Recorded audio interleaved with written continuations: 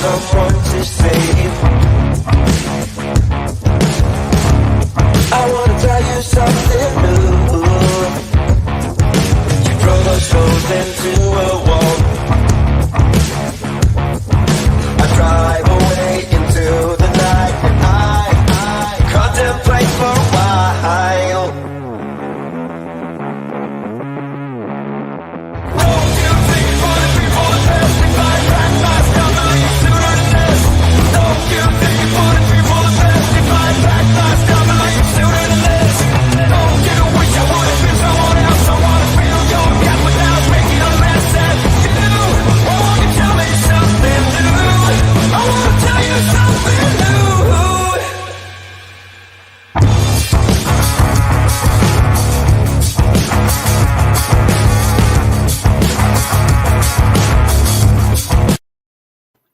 Good afternoon, guys. Hope everyone's doing well. This is just a little Liverpool show, guys, looking at Liverpool season so far and basically why are we so poor right now.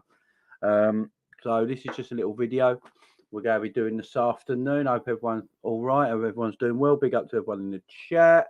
Hopefully we'll get more in soon, guys. Big up Aaron, big up Gabriel, big up Ryan, big up everyone coming in right now. Yeah, guys. So what this is just a little thought. I'll do this video looking back at the reason. I'm looking at this Liverpool season, start of the season so far, looking at why we are so poor. We're going to look back at some of the games we've played this season, or all the Premier League games we've played this season, and try and figure out why this Liverpool team are just not in a good place right now. Sitting 10th in the Premier League. What is it? 2 Premier League wins all season.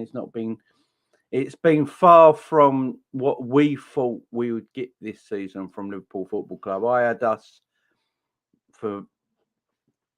still challenging for the Premier League at the start of the season.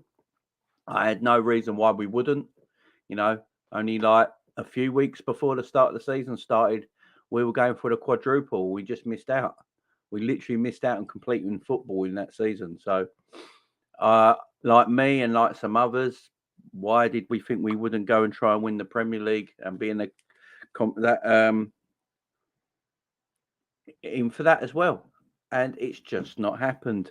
Obviously, the Premier League is all but, that's gone, obviously. We're not going and challenge for that this season. But we have to get our season back up and running. Obviously, we've got Manchester City on the weekend. Hard game, but also could be the game that turns our season around. It could be the game that turns our season around. It's going to be a very difficult match. City, best team in the world, probably. But it's a game where Liverpool, it's not like it was last season, the season before when we're challenging with Man City. I do think Liverpool come into this game a little bit with less pressure on them than they've had before in some ways, because everyone knows how good City are right now and how bad Liverpool are. So Liverpool could take something from that, and being at Anfield, this could be a game where Liverpool start their season off again, because I do think if this squad of players, this team, does get their act together and start performing at a level, then I think we will be in that top 4 by the end of the season, and we can just write this season off. We have to finish in the top 4, though. This club cannot finish outside the Champions League. It just can't. This club cannot finish outside the Champions League. We need to finish in them top 4 places. It has to happen. And we're going to look at it. We're going to look at it, guys. We're going to look at what's happening this season to us.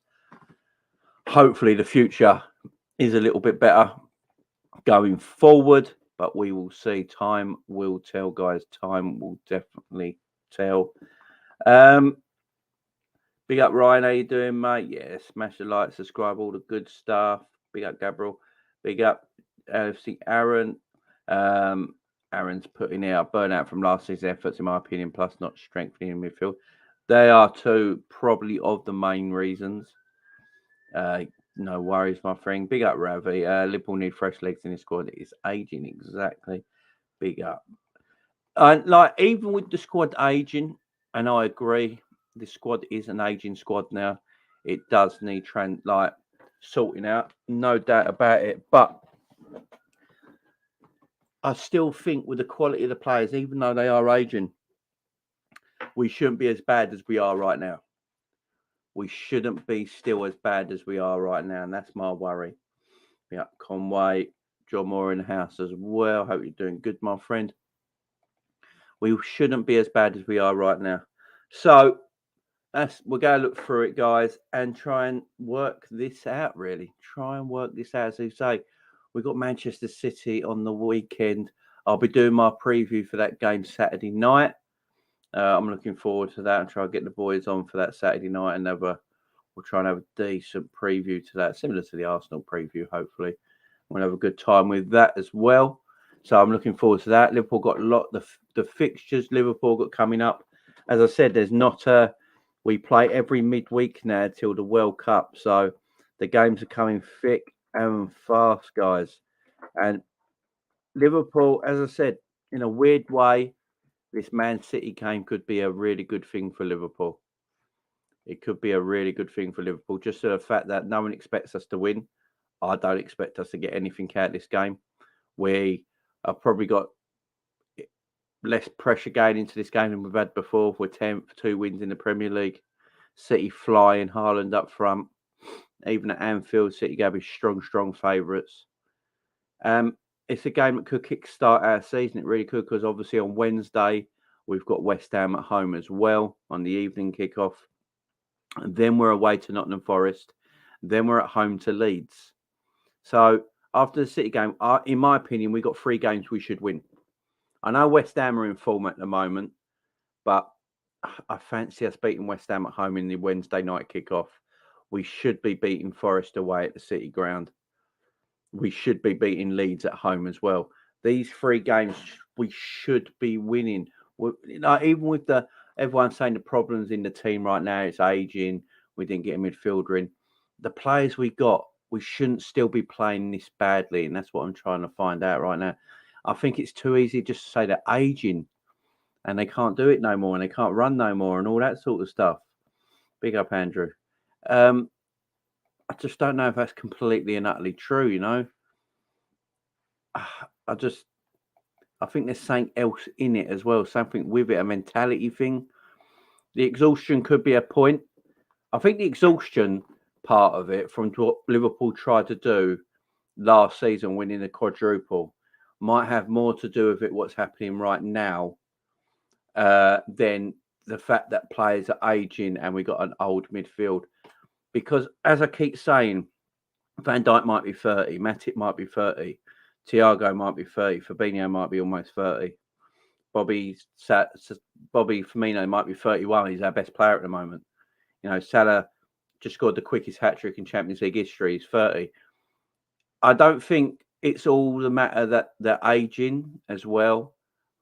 I think there's something else with it. I just think there's something else with it at the moment. We're not playing at the standard we should be playing at. And I can only think it's the exhaustion part of it. Yes, we can't play the way we used to play. That is a fact. Liverpool can't play the way they used to play because, for that instance, age does matter. You know, the press we used to play in a 4-3-3 with the 3 midfielders, the workhorse in our midfield, a Gini, a Hendo, a Milner, a Fabinho, you know, whoever it was in that midfield at the time, they were all in their 20s. They could get around the pitch. They were mobile. They got energy. They had high energy. They're intense. You know, that midfield now is long in the tooth. And I can understand everyone's opinion on that. It is long in the tooth now. And, but we can change the way we play to suit the players we have now and where they are in their careers and still perform. This is my issue. So a midfield of like Thiago and Fabinho. Look, Fabinho and Thiago are still quality footballers. Yes, I've been having a go at Fabinho with his mobility. But what you can do you can hide that mobility problem by playing in a certain way and a certain tactic that don't expose his mobility. You could play Thiago in a way that don't expose his lack of pace and get the best out of him in a certain position on the pitch with a certain tactic, you know, and play them that way. Now, I've seen teams in the past. Look, I've seen teams in the past in their late 30s with players in their late 30s still running the game. I saw Fernandinho at Man City still running the game from midfield at 34, 35, 36 because it can be done.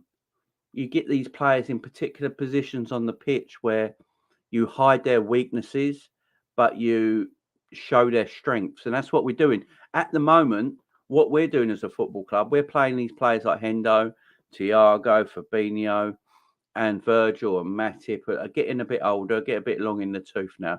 And what we're doing the opposite. We're hiding their strengths and showing their weaknesses. And at the moment, I think that's the issue with our football club.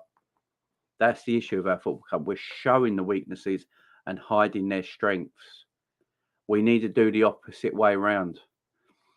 And I think it is starting to come together. Since Klopp changed the formation to a 4-4-2 or a 4-2-3-1 or whatever it would be, since he's changed that formation, we've been a lot better. Look, the Arsenal game, we was a lot better in that game. I thought we gave Arsenal the best team in the country at the moment, but I thought Liverpool gave Arsenal the best, especially the first half. I know we went down 2-1 at half time. That was mainly due to Liverpool's silliness at the back and some dodgy VAR and ref decisions. But I thought Liverpool gave Arsenal the best 45 minutes out of anyone who's played Arsenal so far this season. And then Arsenal were a bit better, like miles better than us in the second half. So I can't. But that formation suited us better. I think if we played 4-3-3 against Arsenal in that game, we would have got completely battered. So we've got to start showing the strengths of our players and hiding their weaknesses, which means getting them in the right positions, getting them in the right formation, the right tactic that suits them. A tactic and formation that don't suit our players right now is 4-3-3. Because if you play Thiago, Hendo and Fabinho, say, in a 4-3-3, unfortunately, it's not their fault, but they can't do what they did, what Klopp wants them to do, that high pressing, high intensity midfield game where we chase, win second balls, and then give the ball out quickly to a Robbo, to a Trent, to the attackers, to let them do their thing like we've done in the past. It's not their fault. They're not 26, 27 years old no more. When you're 26, 27 years old, look, you got more energy about you, more mobility about you. When you're 30, it's a little bit different. You can't be asked to do that for 90 minutes. So what you do, you go, right, Thiago, what's your weakness? What's your weakness? Maybe it's your pace, and you might get exposed at times because of the lack of your pace. Fabinho, what's your weakness? Your mobility is your weakness and lack of pace. So what we do, we have to hide that, but show your strengths. So Fabinho, what's your strength? Reading the game. Your strength is reading the game and breaking up play, yeah? So what we got to do is get you in a position where we can show your strength, of reading the game and breaking up play without getting exposed and showing your weakness. Thiago, what's your strength? Thiago's strength is getting hold of the ball. Thiago's strength is getting hold of the ball and being a creator in midfield. He's got 180, he's got 360 vision. He can see all around the pitch. He knows where everyone is, but you need him in spaces on the pitch where he can use his strength and hide his weakness, which is, his lack of pace, So you've got to get him in a place on the pitch, in a formation and a tactic that suits him there as well, right? So I want to see Thiago and Fabinho a lot more on the pitch, but we need them. I don't want to see them in a 4-3-3 because it exposes their weakness too much at the moment, and that's my main thing. Because you got to press. Every quality team presses. Everyone has a great press. You've got to have a great press or a good counter press in your team if you want to be successful. Liverpool have been very successful under the Jurgen Klopp era through the ability of our press and our counter press, right? But I don't think you can ask Thiago, Hendo and Fabinho in a midfield three to do that at the moment, because it shows their weaknesses, and it doesn't really show their strengths. And when you don't show a strength of Thiago, who's getting hold of the ball, finding space, getting hold of the ball in space, and having that 360 vision to do what he wants with the ball, that's what you want with Thiago.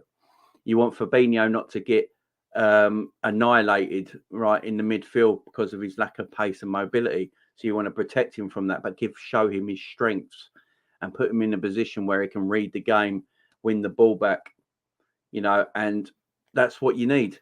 That's what you need from these players. This is what I keep saying. These players have not become crap overnight. They've not become crap overnight. Thiago and Fabinho didn't wake up at the beginning of the season and all of a sudden just become crap compared to last season. That's not what's happened. That's not what's happened. It's just we're just exposing them too much. We're just overexposure. Don't matter how good you are. If you overexpose someone and they show their weaknesses off too much and you don't get the strength of that player in that position, you're not going to get the best out of that player. Look at João Felix. I'll give you an example. Look at João Felix at Atletico Madrid, yeah? João Felix at Atletico Madrid, he's not showing the potential he's got it's like he was meant to be the next big thing, like a world-class talent. You can see the talent João Felix has. I personally think João Felix is a little overrated, but you see the ability João Felix has. João Felix can't show that strength of his game in an Atletico Madrid system because the system doesn't allow him to show his strengths. It shows his weaknesses more.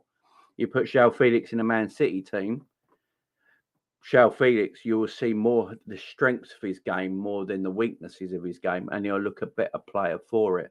So these players are not just they're not bad players. They've not got problems or anything like that. They have just literally they're just getting overexposed in certain areas at the moment with their weaknesses, and it's not a problem. We just got to fix that. So fixing that is like a formation change. It's a tactic change. Get the best out of players in certain situations. Now, the 4-4-2 or the 4-2-3-1, whatever it is Liverpool playing at the moment, because it changes. It changes here and there, right, on the pitch, but it don't overexpose them as much. You can show their strengths from it, but it's going to take time to get used to it. This is why I think Jurgen Klopp is probably going to stick with this formation now, probably till the end of the season. And I think he'll go back to 4-3-3 at times and things like that in game. But I think he'll start most games now with this either 4-2-3, or whatever it is, 4-3-2-1, or this 4-4-2. I think he'll start most games like that going forward now to the rest of the end of the season, especially till the World Cup as well. Anyway, especially till World Cup, we've got 5.5 weeks, 6 weeks to the World Cup. We just need to play like this now till then, and see where we lay by the time we come to the World Cup, and then we can discuss again where our season goes after the World Cup. But that's my opinion anyway, guys.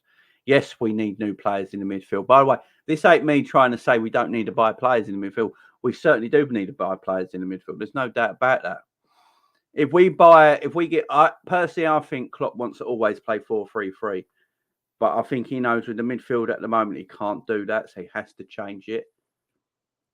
I think if we did get Tchouaméni in the summer and he didn't go to Real Madrid, because we're very, like, Klopp's even said, like, he was the player we were trying to get.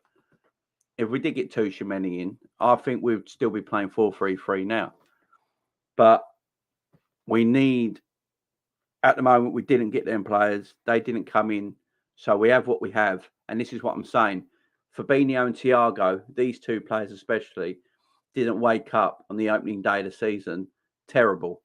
They're still quality footballers. You've just got to find a way of putting them in your team and getting the best out of them without showing their weaknesses constantly. Because all I see at the moment when Fabinho plays especially is like, it's not the Fabinho I know. All I'm seeing with Fabinho at the moment is his weaknesses constantly, because I bring it up every week. His lack of mobility, his pace. He's lacking mobility, his pace, because he's always getting overexposed. If you don't overexpose Fabinho and you show his strengths, which I keep saying is his reading of the game and his ability to get on the ball, his ability to break up play, then you see a better side of Fabinho. Same with Thiago. Get him on the ball in certain spaces on the pitch, and you'll see a better Thiago. That's what I'm saying. These players aren't bad players. They didn't wake up in the opening day and go, right, we're terrible all of a sudden. So we've got to get the best out of players. Trent Alexander-Arnold. Now, I said this a bit yesterday, and I'm going to elaborate a bit now on Trent Alexander-Arnold. Right? Trent Alexander-Arnold has world-class ability. We know this. Even rival fans who mock Trent for his defending, I don't think any rival fan will not say Trent does have world-class ability. There's no doubt about that. Going forward, he has proved it time and time and time again. Sorry, let me get a Remy's thing here. Jamie, Fabinho and Target were great last year, but they didn't have pace then. What's the merit? What is the merit of your argument? That's because they get big. Last season, we were a better team last season. This season, we're not, and they're getting overexposed. That's what I'm trying to say, Remy. This season, they're getting overexposed. They're showing their weaknesses. So we need to show their strengths. Last season, they weren't getting overexposed. Fabinho was sometimes. I mentioned it even last season about Fabinho's pace and mobility was an issue. But this season, it's not quite working. That's what I'm saying. They didn't wake up. See, this is what I'm trying to get at, Remy. Why our form is so bad.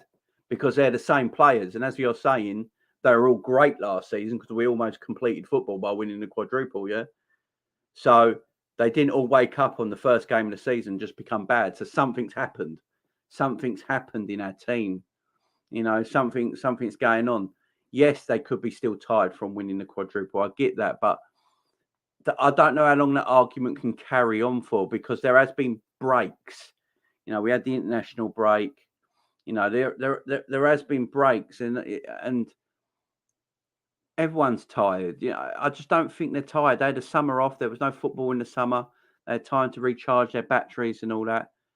So I can't quite say it's just that now, especially we're in middle of October. You know, they should be getting to their fitness levels more now. But I just feel like we're overexposing them in certain areas, and yeah, sometimes you play a system for so long that people work you out and then work out how to expose you as well. So when you get something worked out, sometimes you can get worked out and then exposed in them areas. And it's like with Trent. Trent is a world-class talent, but he's just not a very good defender. I think we can all agree on that. Yeah. I don't think any of us have ever said Trent's a world-class defender before. I've always said Trent can defend, but can defend and being a quality defender is like two different things, do you know? I can defend, you know what I mean, on the pitch. If I'm playing, I can defend, but that don't mean I'm a quality defender. I think for what we need, and I said this yesterday, I was talking to the boys about this yesterday. If we're playing 4-4-2 or 4-2-3-1,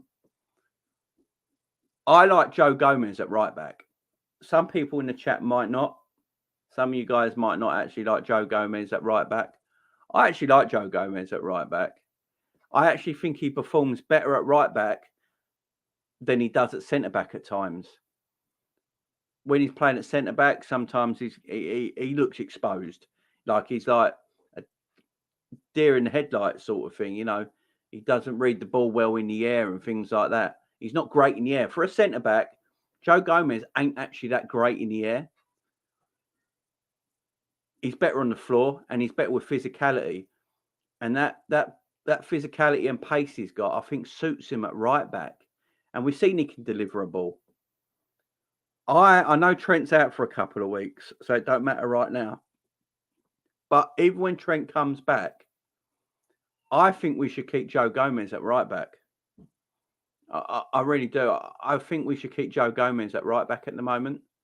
He looks comfortable there. It's not like he looks uncomfortable there. He almost looks like a right back.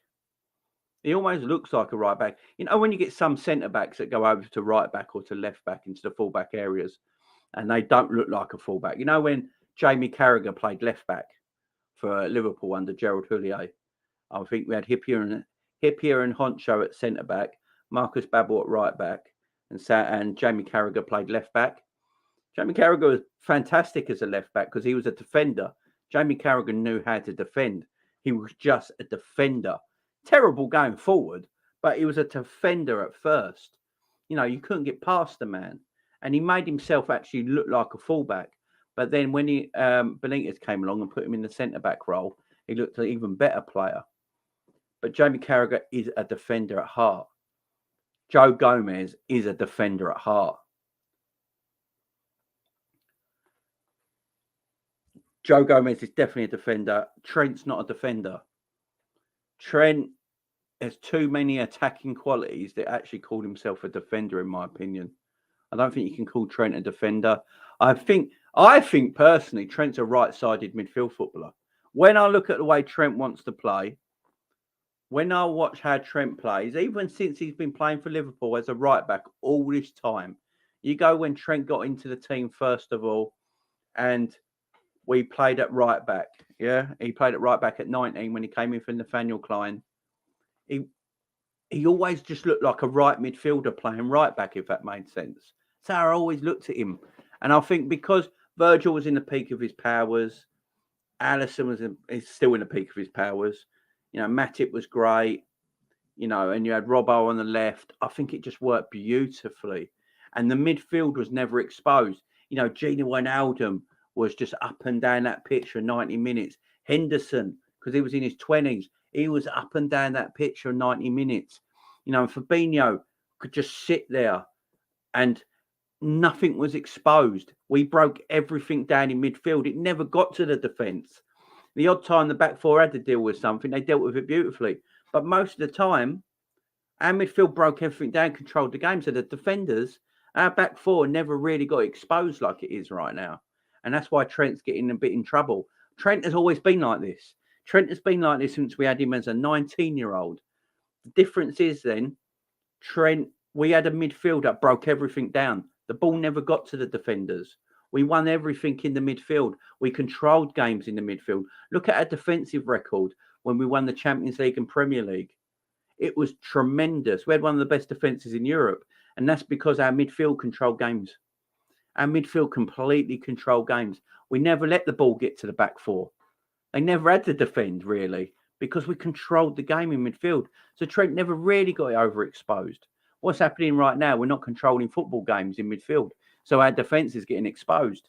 Virgil's looking poor because of it. Matip's looking poor because of it. Trent's looking poor because of it. So that's what I'm saying. Trent has always been the same at right back. He has never been different. He's always been that right back that, for me, is a right-sided midfielder. And I'm not saying a right winger, like a Salah or anything like that, a right-sided midfielder in a 4-4-2.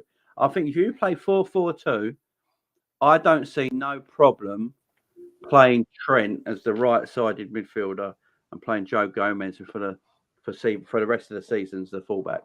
I really don't. I think it's the best out of Trent. Again, hide their weak. We have got to start hiding our players' weaknesses and showing their strengths instead of the opposite way around.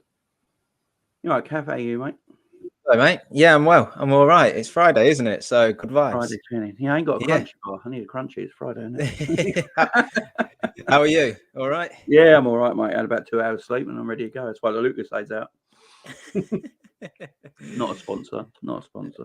But yeah, I had no sleep last night whatsoever. I didn't go to sleep till 5 a.m. Are you going to share why, or is it kids? It private? The kids are just. They're all in my bed last night. So, Brody sleeps horizontal. Phoebe just wherever she's got a bit of bed she's laying, and I was just like. So, I'm guessing there's nothing you can do in that situation, is there? No, Just got to get on with it. Just take a sponsored Liverpool inhaler and a bit of Lucas Aid and you're away. You know? So yeah, I was just so basically this video today is just talking about Liverpool's season so far and why we're poor at the moment. And basically, what I've been saying so far is that yes, not buying anyone in positions that we probably needed this summer is a factor. Yes, exhaustion from trying to win the quadruple last season might be a factor. Although I'm starting to go away from that a bit now because we are in mid-October. There have been little breaks here and there, and a lot of these players did have the whole summer off. So I can't go to that fully 100% anymore because how long do we keep saying they're still exhausted from last season? Do you know what I mean? Exactly. Yeah. There might be some miles in the legs of the players. That much is true. But the mental side of it, the mental fatigue through missing out on the two big ones last year and going for all four, you can only carry that excuse for so long. There does come a point where the players have to look at themselves and, dust themselves down and go again. They can't keep going back to that excuse. They've got a season ahead. They're still in the hunt for every trophy. They can't keep, having last season's baggage drag them down. They've got to focus on what they can achieve moving forward. So I think we can't use that excuse for them now. They're in the thick of it. They've got to get themselves together. Oh yeah, totally. And this is what I've been saying. Like, I look at players like Thiago. I look at players like Fabinho in our midfield. I look at Hendo. I look at these players. And Virgil van Dijk, Matip, Trent, Salah, and we're all saying these players have been poor, right? Really poor, terrible. But these players are awesome last season. So these players didn't wake up on the beginning of the Premier League season and decide to be terrible. I think what's happening is, I've said it already, that I think these players are too exposed and we are showing their weaknesses more than their strengths. We have to get a system. I think the 4-3-3 system with the players we got at the moment just doesn't work. I know it worked last season, and I think the players just went on. I've always said it. Momentum in football is massive. Yeah, momentum in football is massive. Look at Arsenal right now. Won 8 out of 9 Premier League games. They're a decent football team, but I wouldn't say they're a football team that is all 8 out of 9 on top of the Premier League when you look at City and things like that.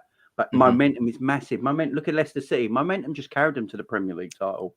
Yeah, it just carried them there. Momentum's massive. Liverpool had that last season. They were playing game after game after game after game, going for every trophy. Momentum was a huge factor.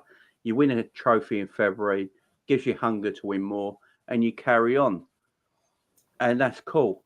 And what I think, but this season, I just feel like at the start of the season, the players were probably tired because it was only a short pre-season. Like Klopp's mentioned that himself, he had like a longer pre-season with them. I think we only played like 4 pre-season games. So it was a short pre-season.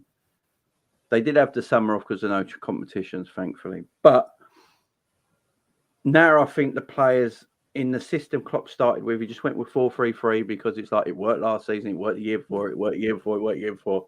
Don't really need to change system. Yes, I didn't get the players in I wanted, but we're still going with the system. And I think you just saw the system overexposed because every other manager who played now talks about it. We all know how to play Liverpool. So once you know how to play us, you can expose us. And once you're exposed, you're then showing your weaknesses in your team. And it's like, I keep saying, like, what's Firmino's weakness? Firmino's weakness is mobility and pace.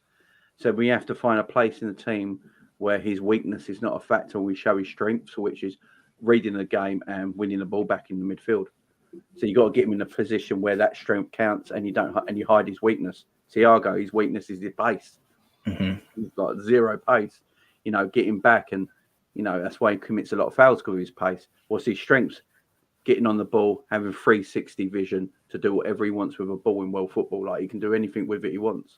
But you need him in a position on the pitch that benefits him, shows his strength. And we're not really doing that this season. We're showing his weakness. Same with Hendo, showing his weakness constantly. Overexposing Hendo. Hendo's been overexposed. He's playing too much football for me. Playing right wing, central midfield, number 6. He's played everywhere in that midfield area this season already. Yeah. You're overexposing him. Just keep him to one position shows his strength. For me, Hendo's strength is in the deep line position. That's his strength. Yeah. And Salah showing his strength is goal scoring. his ultimate strength is being in front of goal and goal scoring. His weakness is trying to be an all-round, like trying to make him, Hazard at Chelsea, basically. Try and make him a creator. Show me strength again. Yeah, and yeah. I think that's where Liverpool need to go. I don't know about you, but I think that's where Liverpool need to look at that and just get these players in positions that suit them and show their strengths, because they're still quality footballers. Yeah, I think Klopp alluded to it the other week in his press conference when he said, I think the question was put to him whether Liverpool had been sort of found out, and he actually responded by saying, people have always known how we're going to set up and what our weaknesses are. It's just that they weren't able to expose them because we were always so good in that press, and so the space was always there to hit the ball into. But for people to hit that ball into the channel and beat the high line and maybe get in behind Trent and stuff, they'd have to deal with the pressure that we were putting on the ball. And if they could get out of that pressure through, a good turn or a good build-up play from their back, then they've then got to hit an inch perfect pass. And so to achieve them 2 or 3 things in a row, it was very unlikely. And then when they did, and they did last season, but when they did, we had Virgil, who was in such good form, would quite often see him come across and cover and take their forward, take the ball off their forward. Or if need be, Ali would come and dig us out. But the trouble is this season, that press hasn't been there. And we're just being, which means that the forwards are being bypassed, the midfield's being bypassed, and then they've got multiple attackers just attacking our back four, and they're not straight onto Ali. And so the whole system is kind of broken down because the players aren't doing what they previously did. But like you say, I think part of the frustration is that it's only took up to the past couple of games for the coaching team, Klopp included, to sort of look at the players that we've got, look at how they're performing, looking at the system and going, yeah, this isn't working anymore. I know it was last season, but quite clearly, for whatever reason, it isn't now. And like you said, they've not looked at it and gone, let's just change it. Let's just change it. Instead of having the system and having the plans and trying to make the players fit them roles, actually, let's just scrap all of that. Let's change the system and let's tailor to what we actually do have and tailor to what the players' qualities are. And I think they've done that by shifting to the 4-4-2 on the 4-2-3-1. But it's only just happened, and unfortunately, it's cost us a load of points in the league. But I still think, I mentioned it yesterday. I still think even in this system, he still needs to get the players to understand their roles within it. Because if you're going to play 2-man midfield, you can't have Henderson bombing on beyond the midfield and the forwards. Yeah, you need. If Trent comes back into this team, he needs to be more disciplined as a right back. You need to make sure that Salah's coming back and doing his defensive duties, and he's not going to get away with just hanging up top like he used to and avoiding his defensive duties. He's now got to defend because the likelihood is we're going to have a forward on the pitch that's going to hang up there and not do much defending. So everyone in the team needs to understand their sort of new role and stuff. And if they do, it could be an exciting time for us because there's a system there that's, as we've seen, it looks better than what we've been doing already this season. It looks like we can score goals. And if everyone can sort of understand what their defensive duties are, then we might have something there moving forward. But for me, I think part of the poor form has been a large part of the bad results have been because the Klopp and the coaching team just haven't reacted to what the players are able to do at the minute. I don't really see a world now moving forward where Henderson becomes a player that has that energy again. I don't think, although I think Fabinho will improve because he has been really out of sorts. You hide Fabinho's weakness of being overexposed with his mobility, and Fabinho's not a problem. But I don't see that mobility necessarily coming back to what it once was. So then suddenly what you have is 2 of what were your key players in that midfield. Add Thiago to that, who's a brilliant technician, but he's not the most athletic. You suddenly, all your best players in the midfield don't have the energy. So suddenly you can't play that energetic midfield. We need to maybe just reassess, which I think they've done, and just say, you know what, if we have to drop back instead of counter pressing and just get behind the ball and then play counter-attacking football at times, then so be it, because you have to play to your strengths, like you said. You can't just be this arrogant, you can't be arrogant and think that the same system's going to continue to work, because the players just simply can't do it. Yeah, you got to change. I mean, it's just a natural thing. You have to change, and as you said, I think Klopp's got to keep with this now till the end of the season. I think he's got to just go this 4-4-2 into a mix of 4-2-3-1, where he can change into changing the game. And if he wants, he can go back to 4-3-3 at the end of a game for winning things and bring players on to suit that in them positions. But I literally do think he's looked at it now and thinking I think a double pivot's the way to go. I've got to get these boys on the pitch. I've got to get these Darwins on. I've got to get Jotas on. I've got to get Bobbies on. I've got to get, because that is the area of our pitch we are world class at. The attacking area of our game, not a problem. Yeah. And the age in that area is good as well. As I said, Jota's young, Darwin's young, Luis Diaz is young, Carvalho's young, Elliott's young. Salah's 30, but he plays like he's 24. And Bobby, he's having the greatest start of the season he's ever had at 31. So so that part of that, I've got the attack is nowhere, but I think Klopp's looking at it and thinking, my midfield's my weakness in this team at the moment. Playing 4-3-3 shows the weakness off too much. That's my strength is this attack. I've got to use this attack. And look, if you're playing Darwin, Salah, Diaz and Jota, which I think is his preferred four, his first choice four, that's causing any team in Europe trouble. I don't care who you are. It is, As we got the ball in your right areas, them four players are causing issues. So you've got to get them four on the ball though, and that means having a settled back four as well. And I just think Gomez at right back just suits. I just feel more comfortable Gomez at right back. I was saying it earlier as well. Gomez looks like a fullback now. When I watch it. When you get some centre backs that go into fullback areas and they look like a centre back playing fullback. Yeah. Gomez actually looks like a fullback. He don't look like a centre back playing there because he's athletic. Gomez, I will credit Gomez for one thing. That man's had some horrible injuries in his career. He's never lost his pace and athleticism. And that's true. That's a tribute to him. So he must actually look after his body better than we think he does. Because if he weren't, he wouldn't have that still after all these injuries. I mean, that takes effort coming back to keep that up. So he looks athletic in that right back position. And look, I've said it with Trent numerous times. Trent is just not a defender.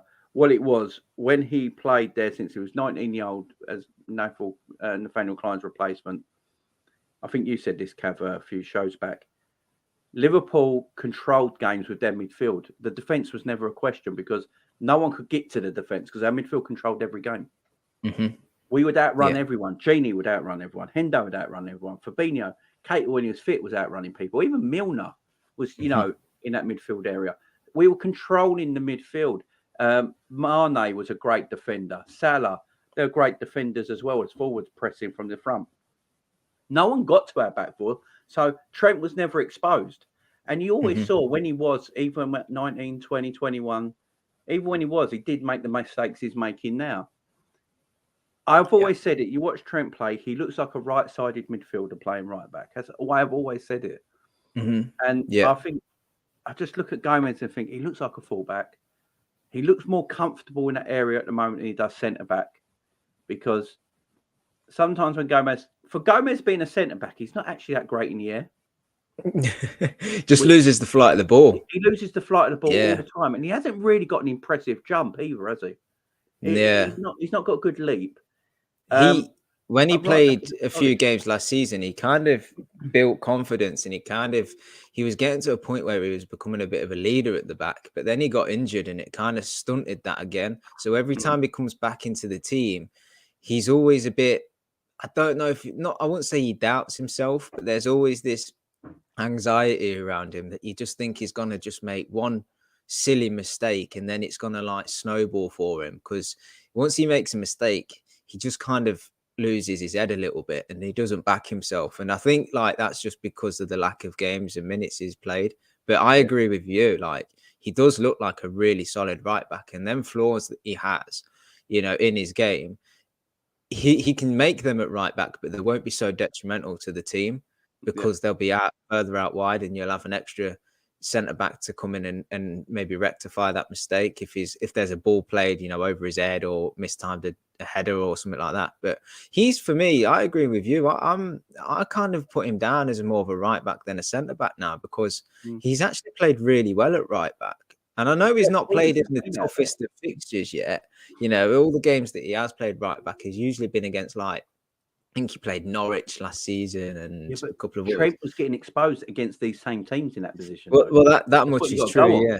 Yeah, that much is true. I think what we have to do here, we're at a point in time now where I know Trent's out injured, and we all love Trent, right? Yeah. Of course we do. He's fantastic, and we desperately hope there's a place for him in this team moving forward. He is our future, maybe our future captain. But if the team right now is playing better, even when Trent comes back with Gomez in, then we stick with Gomez. I'm not on this train of sticking people in because of what they've done in the past or because of their name. You put people in based on form. And if that happens to be Gomez, which a lot of people might not like him at right back, they might not like the idea of him at right back. But if his performances are good, he's defensively solid, and then he's picking out crosses like he did the other night, what more do you want? I know the standard of attacking for a fullback is incredibly high through what we've seen in Trent. But if we lower that standard slightly in attack and get a brilliant defender as well, then I'm happy with that, and then it's for Trent to figure out how he's going to get back into this team. Is he gonna concentrate on his defending and work on the training ground and sort that out? Maybe listen to what Gary Neville has been asking him or mentioned to him spoke about on Monday Night Football. Or is he going to concentrate on actually, no, I'm going to reinvent myself and become a midfielder or a right midfielder or something? But that's for him him and Klopp to sort out, and he is his trajectory, his career has been like that, exactly. From the moment he come in the team, he was always going to hit a wall, and he was always going to hit a difficult period where he has to just assess himself and understand what his future is in terms of his position and in terms of his role in this side. And we're fortunate at the moment that we have Gomez there that's doing a good job. Because if Gomez was unfit, which unfortunately he has been for large parts of the season, we've obviously got Ramsey who's been unfit. We could really be in a world of trouble in that position, couldn't we? But at the minute, Gomez is there. He's playing well. Trent's out injured, but when he comes back, for me, I would either leave him out the side and just say, no, you want to come back into this side, you've got to have the right attitude. You've got to put the performances in, forget what you've done in the past. This is about now, and this is about the future, and see how he reacts. I agree. If he doesn't react in such a way that is a better option than Gomez, then so be it. So be it. It will be sad, and I'm sure it won't happen. But you play your best players, and if Gomez is the better right back at the time, then you go with it, Right. If he decides he wants to be a right midfielder and he's not, good enough to pull Trent out Salah out the side, then so be it. I mean, this is football. This is what Liverpool need to be doing now. We need to be harsh. We can't. But a lot of people talk about the Klopp's loyalty to players and stuff. We need to. Loosen that a little bit. And because when we're in a position like this, where we're out of the Premier League already, we don't want this again next season. So we need to be making some harsh calls, Might upset a few players, but that's what you do. This is football at the end of the day. Yeah, so Aaron says, look how Salah responded in the week after being subbed left out. Yeah, sometimes you just need a kick up the arse. There's nothing wrong with it. Don't matter who you are. You can be messy. I mean, it's very rare. But sometimes you just might need a kick up the arse, Maybe that's like, I don't really want to sit on a bench. Jesus Christ, it's winter now as well. I don't want to sit on a cold bench for 90 minutes. I want to go and play and show what I can do. So and that's the Baron says, we're too focused on the position. It's about the player and how we utilise Trent and protect him. This is what we said to Varian. The midfielders offered him zero protection, where when we won the Champions League and Premier League, and we was at our utter best in this system that Klopp was playing, Trent was completely protected because the midfield was awesome. I do think that's why. I think if we bought Tchouaméni, we'd still be playing 4-3-3 because Tchouaméni would play on that right side, and that would have absolute protection for Trent, and Trent would be as exposed as he is now because Tchouaméni is a good defender. He's very, very good on the ball. He can dribble. He can do everything. He's a quality midfielder. So I think if that was the case, he'd still be there now. So, but I look at it and I think if Gomez has a good performance against Man City, because he's probably going to be up against Foden, right? If he has a good performance, because the thing with Gomez, he knows defending is he knows how to defend. So he'll know when he needs to come inside of the right back area to help a centre back. He'll know when to stay out wide if it being a right back. So he naturally in his head, he will know to pick out defensive situations a lot quicker than Trent will because Trent's not natural at it, where Gomez is. Yeah.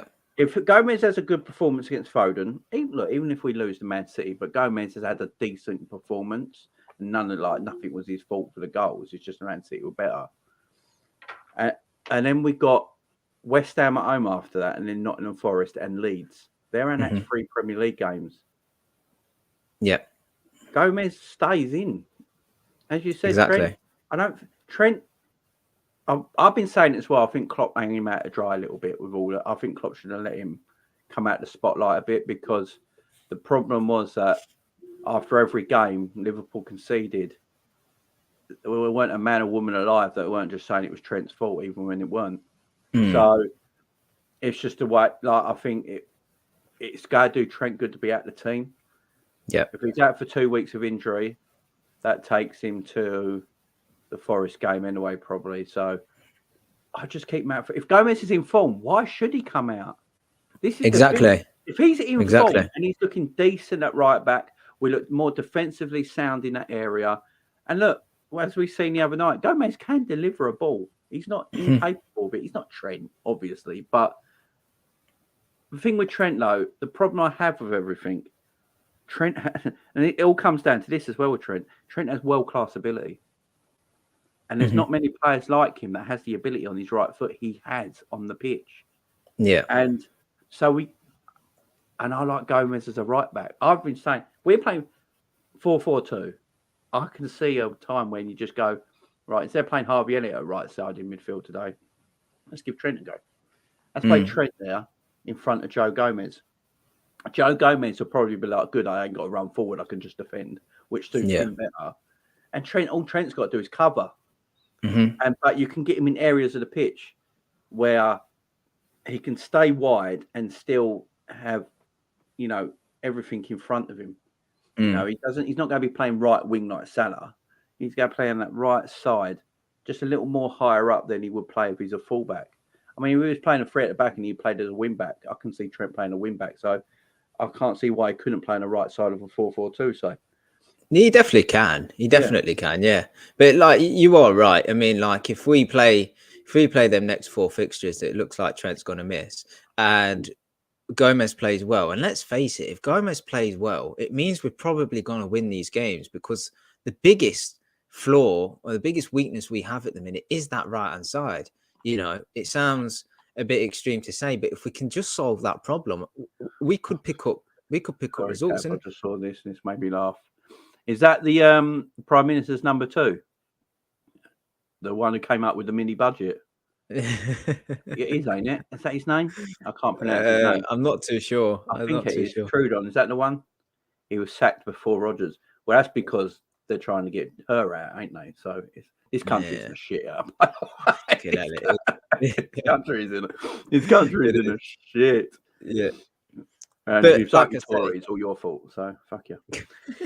Yeah, that's what I said. Yeah.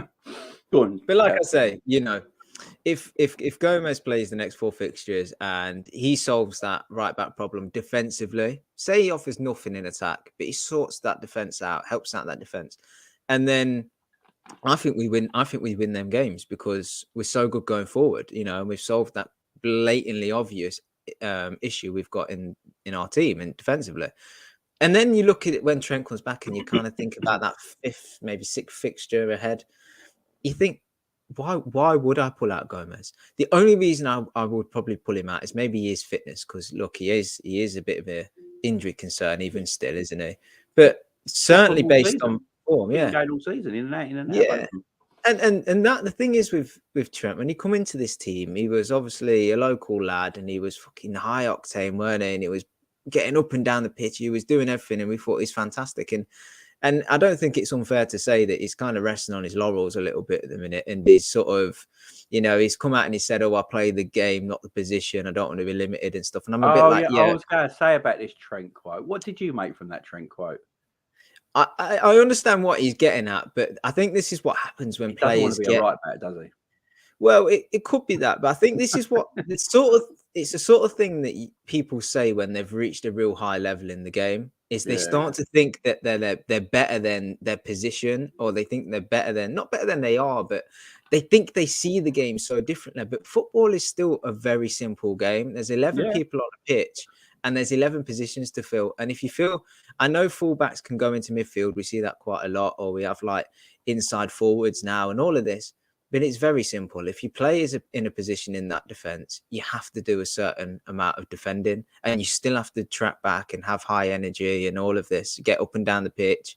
So I'm a bit like that. That for me, showing that he's kind of smelling himself a little bit, and I think he's lost that youthful, enthusiasm that he once had. And I think the only way he will get that back now is if he is brought out of the side through choice, not through injury. And Klopp's got to really manage him, because let's face it, you get a motivated Trent again that is tracking back and doing all of. Oh yeah, then he's world class. You've suddenly got the best right back in the world again. I've said it for a while now. I think we've said it on this channel a bit. Like we've always said that we think there's something game with Trent as well, ain't there? Mentally or something like that. They're just because he seems off, don't he? Like he's posh, the way he looks on it. I'm obviously I don't know, but it just seems like there's something a little. I just realised my microphone's a million miles away from me. He just looks a little off at the moment. Look, Gomez is a fine replacement. We're just trying to find how we get back. Because this Liverpool team, I look at the players in this squad, right? I know age is coming a factor. We are the third oldest team in the league. I get this, yeah. Age don't mean the shit. Well, the thing is, Jamie, our average age of the squad is like 27 years and something. If everyone was 27, they'd all be in their peak. So I don't read too much into that. It's just they're not crap footballers though. Thiago's 30. He's not crap. Fabinho, I think, is 29. Just looks 41, don't he? But he's the oldest 29-year-old I've ever looked in my life. But he's not a crap footballer. You get the best out of these guys. They're quality players. Look, we've seen with Mo, we played him in the wrong position. He wasn't a crap footballer. We're just not playing to where Mo should be playing. It's like putting Haaland at centre-back. He could probably do a job, but he's not going to be what he is if we play him up front. And that's what we're doing to Mo. We're trying to make him a creator when he's a goal machine. Put him back in front of goal. I don't think we see Mo out wide ever again like he has been. The thing is, though, if we persist with the 4-2-3-1, he will be that right-sided attacker. Yeah, they just have to make him a bit more inverted, won't they? Yeah, but I mean, I don't know. Which you could probably do with Gomez at right back. Yeah, I don't know how you kind of facilitate that, because obviously he was more central in the last game when he come on, because I think he come on and played. He came on for Darwin, didn't he? So he went for the middle. So because he was through the middle, he was obviously then central. But I think obviously going into the games ahead, he will be on the right side. So I don't know how you get him more inside. Play 4-4-2. Just play him and Darwin as the two up top. Play Elliott on the right hand side of the floor. Play Jota on the left hand side of the floor. Thiago and Fabinho in the middle. Darwin and Salah up front, because Salah will naturally drift to the right. Darwin naturally drifts to the left. It's a perfect combination. And then if that's the case, Elliott then can come from this right-hand side and come inside into them gaps and do what he does really well, like he did against Rangers. Yeah. Maybe that's a way of getting the best out of everyone. But you say if you play 2-3-1, he has got to be a little bit wider, but just not as wide as he has been. I know, but I just don't know. I'm just trying to think of when we're building up play from the back and he receives the ball, he's more than likely going to be on that right side of the pitch. Because if he comes in field and he's, then it's all going to be very congested because you're going to have Firmino in there and you're going to have Nunez in the central area as well. I think if it's going to be Bobby playing in the 10, that's what Aaron's his saying. role. Bobby's got to play at the moment. Yeah, but if he plays in the 10, which I think he will, because obviously Diaz is out, so Jota's going to go on the left. But Firmino's role is quite key. I think if he can drift out to the right hand side and maybe allow Salah to come in, chance to come in, and it ends up being more of a 4-2-2-2. It's basically the box formation, ain't it? 4-2-2-2, yeah. But someone needs to. There's no point having Salah start out as the right-sided attacker. Just tell him to be dead central, because not only are you just leaving so much area of the pitch free with nobody attacking the space, but it just becomes all too congested centrally and everyone's just then vying for the same balls. And let's face it, the lads, they're not Man City or even Arsenal at this stage with the intricacies around in and around the box. They're more players that need space, or do things instinctually. When Salah scored them goals, he received all the balls in the box. So it's one touch, shift it, get a shot away. Can't do that if he's picking up the ball on the right hand side. He's having to run it full back too much as well. He's got to cover too many yards before he gets to the center of the goal. Hit the 18-yard box. So it's gonna be interesting. I totally agree with you though. We need to get Salah more central. I'm just not too sure how we do that without actually just sticking him as the centre forward. I think Harvey Elliott could be a key to this, because if you're playing, I said it the other day as well, I think Elliott looked a lot better in the midfield area because Joe Gomez was right back. Yeah. Because he's more defensively minded. Gomez isn't going to get nowhere near as forward as Trent does, naturally. Because it's just, you're on the Lucas A2, there we go. Not sponsored, by the way. But no. Should be. Yeah, we should be. Luke said you want to get in touch. My email's there. Elliott, because Trent gets, look, Trent's natural game is to attack first, defend second, ain't it? That's just his natural game. So he's always on the front foot, where Gomez is more on the back foot because his natural game is to defend, which helps Harvey. Because I always said it, when Trent and Harvey were playing together, Trent would always go into the position Harvey would want to play in, coming off that right back area. And then so Harvey would have to overlap Mo, which leaves a massive hole in your right-hand side of your defence. So Gomez playing there helps Harvey a lot. And if we're playing 4-4-2, say, or this 4-2-2-2, having Mo central, if he can get central and drift out a bit, it will help Harvey coming inside.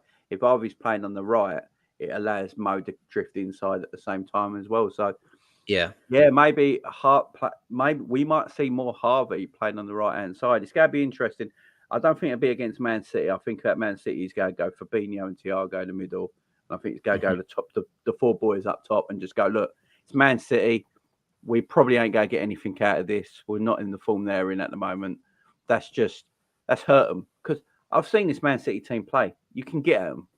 Their back four isn't great defensively. You can get at them. And if you just use them. And this formation, look, it's no thing that Darwin's getting better as well. Yeah, I think it definitely is. I think they thought at first, getting Darwin as the number 9, you need to get Diaz and Salah really wide to help. That will give Darwin his best. But I think what they've learned very quickly is that Darwin's better when everyone's closer to him. Yeah. He's not actually a swing the ball in the air, get your head on it sort of striker. He likes the ball to feet, don't he? He likes to run onto things. He likes it on the floor. So formation helps Darwin as well. Well, you say that, but when you actually think back to the games he's played, there's not been a lot of balls, and I'm talking about quality balls from the fullbacks actually into the box where he can attack. He can run onto a header or get in front of a man or attack a space. Every sort of high pass that's been played into him has just been hopeful, or it's been knocked up to him where he's got to bring it down and take a couple of touches for getting a shot off and stuff. I imagine Nunez when he looked at the Liverpool team last season and he's seen Trent whipping balls in all the time, Robbo the same.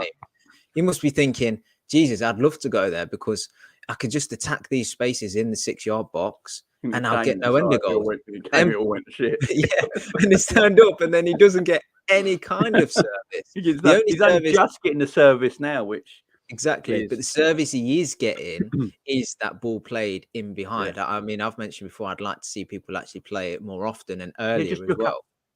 I think what they're going to do soon is, because what I've noticed with Darwin, as soon as any midfielder gets the ball, he's gone. Yeah, straight away. Yeah. And I think what we got to start doing now is that just put the ball over the top, continuously do it, because he's running onto them. Like, look at the lost courses he runs down. Yeah, he will just keep running onto them, get them, just keep putting them over the top, in between the centre backs, down the channel. He will make something of it. And what he does, because he does drift into the wide areas as well, that also can help Mo come inside as well. So that's what we need to do. We need to move the ball just quicker in midfield, and I think it will help everyone in the attack. Definitely. Yeah, Miles. Yeah, we do need a better dark side. I've been saying it for years though. We are nice. We are nicey. We don't foul people. We don't pull bush shirts. We got to start being. I think we got to be more aggressive, be a bit more nasty. Yeah. So I do think we are nice to play against. Yeah, I mean, it's unusual that we've been so successful without being nasty, to be honest. Yeah, and I think you watch City do the dark arts better than anyone. Oh yeah, Fernandinho was the expert of it, weren't he? Yeah, even Foden's good at it. You just gotta play the game. You know, Salah up front in the 4-4-2. Do you pick a partner? I'd still go with Darwin, because I think Darwin's that.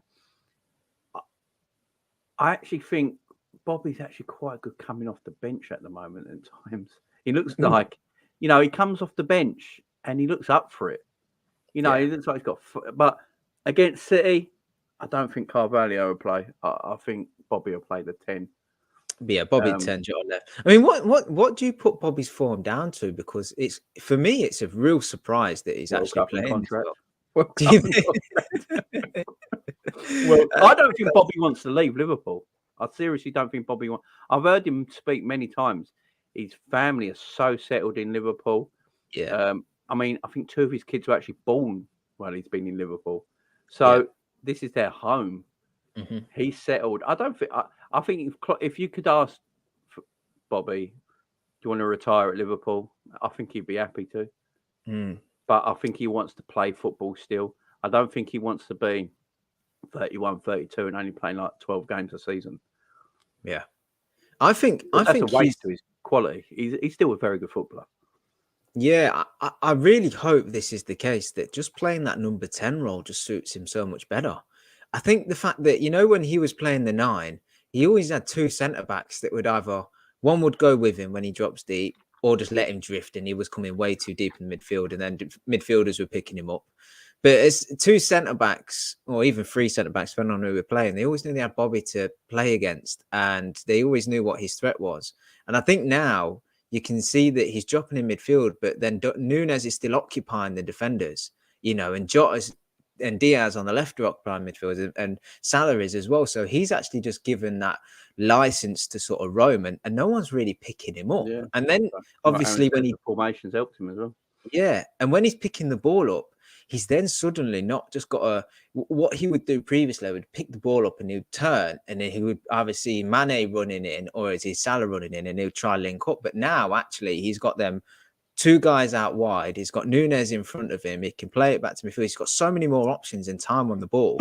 I just think it's kind of freed him up a little bit to go and play more. And I think his touch has been a lot better. His link-up's been a lot better. And then I think he's just been like the ghost striker, hasn't he? No one's picking him up. No one's really caring about him. Up.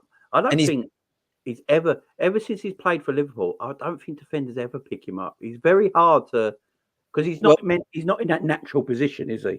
Well, I think in the title winning season, They actually did, but he was just so good. You know, we think back to the Newcastle assist and stuff. People were trying to get tight with him, but his feet is so exceptional. He would just link it off and do little flicks and stuff. And you can't, as a defender, it doesn't matter how tight you are with that. If people are doing like Rabonas and little, you know, letting it go through their legs and then dummying it and stuff, you can't stop.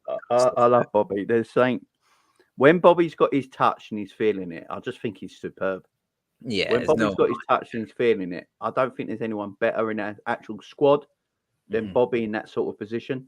Yeah, because he's got an elite touch when he's feeling it as well. The no-look goals, the no-look passes, the point, the needless assist he did the other day when he could have just side-footed it.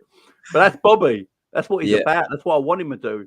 You know, Bobby just side-footed that as an assist. I mean, that's a bit plain for Bobby, ain't it? That's a bit white rice. That I want to see. You know, I want to see some spice on it, and that's what I like about Bobby Firmino. And look, one thing I don't think we talk about enough: Bobby's actually a decent finisher. Well, you know, which was the goal that he received it in the box and he sort of took the touch past the defender and then just passed it into the net. That was the Brighton game, I think.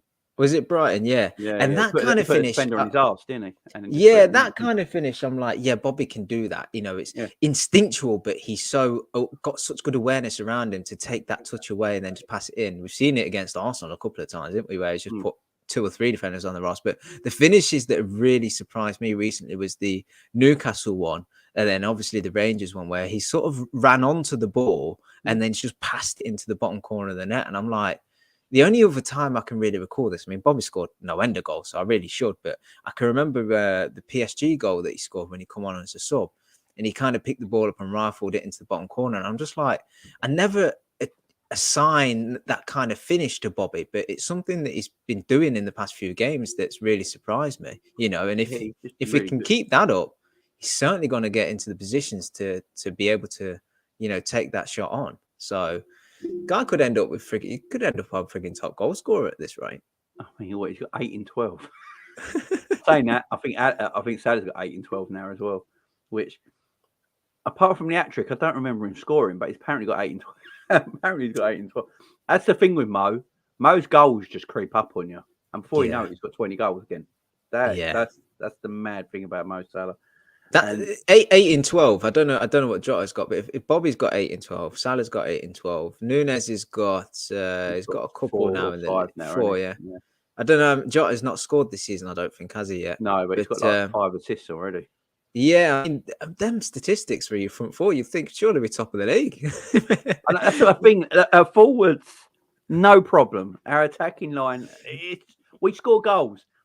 I think we average 2 goals a game, so we score goals. It's just keeping them out the other end at the moment is our bloody problem, and controlling games of football. And but Bobby Firmino is just quality player. That's why I said I didn't want him gone in the summer, because he has something that no one else in our team has. He has that bit of. He's got that South American flair. He's the most South American flair. You know, we've got lots of South American players in our team, but he's got the most flair, I always think. I know Luis Diaz maybe, but there's something about Bobby. Bobby does it with a smile, don't he? And he just... How can you not love the man? He would be the one that breaks my heart if he left Liverpool. Yeah. That would be because he was obviously here before Klopp came, wasn't he? He's you know, our recent success, Bobby's been not only a pivotal part of it, but he's been there from this very start. And like I was explaining the other night, he just brings so much joy to this club that it's going to be well sad when he actually leaves. I really hope that the day he does leave, he gets a proper, you know, a standoff. If he leaves at the end of the season, they give him and Milner deserve. Yeah, but do it separately though. I don't like this combined. Same game. Last game of the season, if it's at Anfield, give them both their flowers. Bobby needs his own recognition. Milner, you go to the dressing room for 10 minutes and let Bobby just lap it up with the crowd, because he deserves it. Saying that, Milner's been here longer than Bobby, I think. I can't remember. No, they came in the same summer, I think. Did they? I'm trying to remember. They both played under Brendan. I know that. Yeah. Oh, yeah. Here he is. Hugo L. What is it today? Hermoso. I don't know. Man, on. The Hispanic Brummy is in the house. Here's the boy. Hey, bro, it's nothing but culture, bro. You know, like that. My great man Spanish, bro. Deal with it, man. That's what it is. Shouldn't it be Danish names for the missus? Nah, but she ain't watching, bro. You know what I mean? That's an adopted thing. My nan's really Spanish, bro. My missus is that's adopted for me, bro. And that language is too hard to learn as well, man. Flipping out. Yeah, that's just it's no fun. No fun. How we Spanish doing, is the boys? easiest language in the world to learn. No. I remember when I did Spanish in school, the way the teacher taught us our Spanish, everything in the language of Spain, everything's either a boy or a girl. Yeah. Right. So a But table, that's hard. That's actually harder, bro. Not easier. a table's actually a boy, and a chair is a girl, and that's how they separate it and to learn the language. Yeah, it's absolute madness, man. Like That's just obviously madness. here we just have a man is a word on its own, and a woman's a word on its own. There they've got like two words what sound. The English language is the hardest thing because there's 4 different ways to spell there, and like there's different interpretations of the word there. It's just like people must be like, why? Yeah, true. Big up to everyone in chat. Thanks for coming in so far. Yeah, this is one that gets me all the time. Nunez 4 goals is a flop. Jesus 5 is greatness. Look, I said this yesterday as well on the channel as well.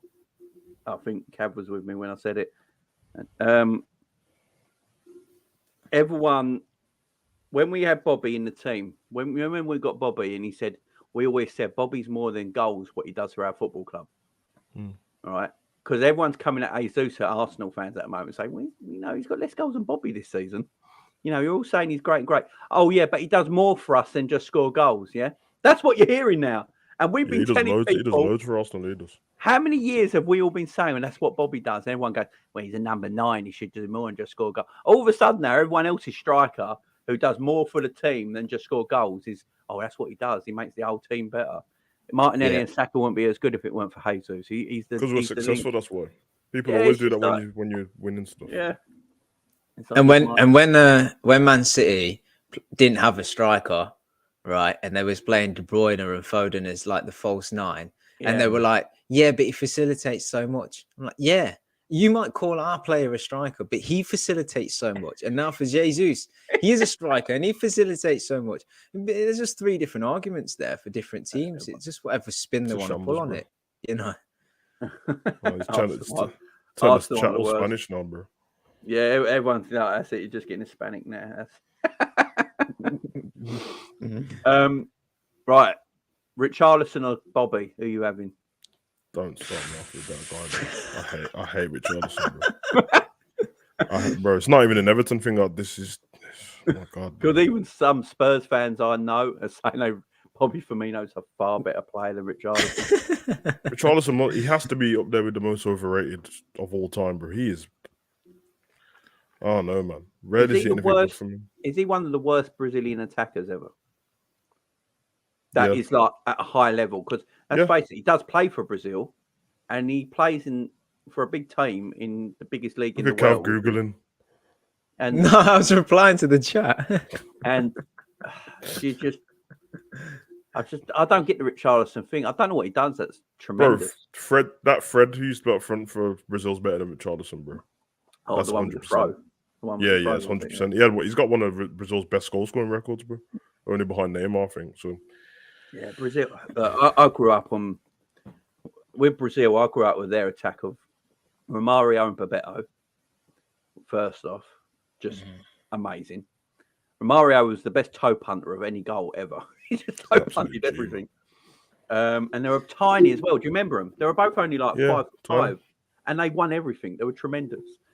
And then R9 came through. Then Rivaldo, Ronaldinho.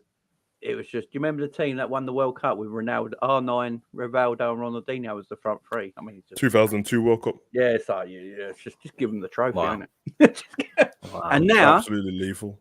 And now it's Richarlison, Gabriel Jesus, and Neymar. It's just not. I know, man. I thought it was going to change a little bit around the Brazil World Cup because they had Neymar and Coutinho in the squad at the time and that, but they just didn't add on to it. And then I don't know what's happened. Yeah, but their defense was so trash. Like, Gary, was that? Do you remember Joe, the Man City Joe? Joe, Yeah. Yeah, we spoke about it the other day, didn't we, when we were going through their Yeah. Sheikh Mansour's first signings? Who was the? Yeah. Who was the team, the defense at the World Cup? That David Luiz on it, Marcelo. Yeah. Yeah. I remember he scored a banging free Thiago kick. Silva would have been there, I think. Yeah. Yeah, he was there. He was. At the But hardest fucking shot hell. ever. Stick David Luiz in any defense, and you've got a problem. Adriano's known for Pro Evo, bro. That's what he's known for. Bro. Yeah, shot power 99%. Oh, yeah. See.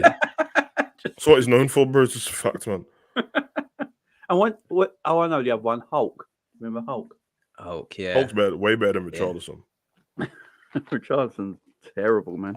I Apart from loved taking his missus' niece and that, bro. He's a G. Robinho. Oh, we can't talk about that guy, bro. That's Yeah. he's into some gang business, isn't he? Just shambles. Your screen is lagging, man. Who, mine? Yeah. Can you see it, Cav? Yeah, I wasn't sure if it was me. I was trying to Don't watch worry, everyone's man. faces. I can hear you perfectly. It's just your video. It's because I've got videos uploading and editing at the same Oh, time. right. It's just taking a bit there. Yeah. Ronaldinho is the GOAT. Messi ain't close. Stop the foolishness, bro.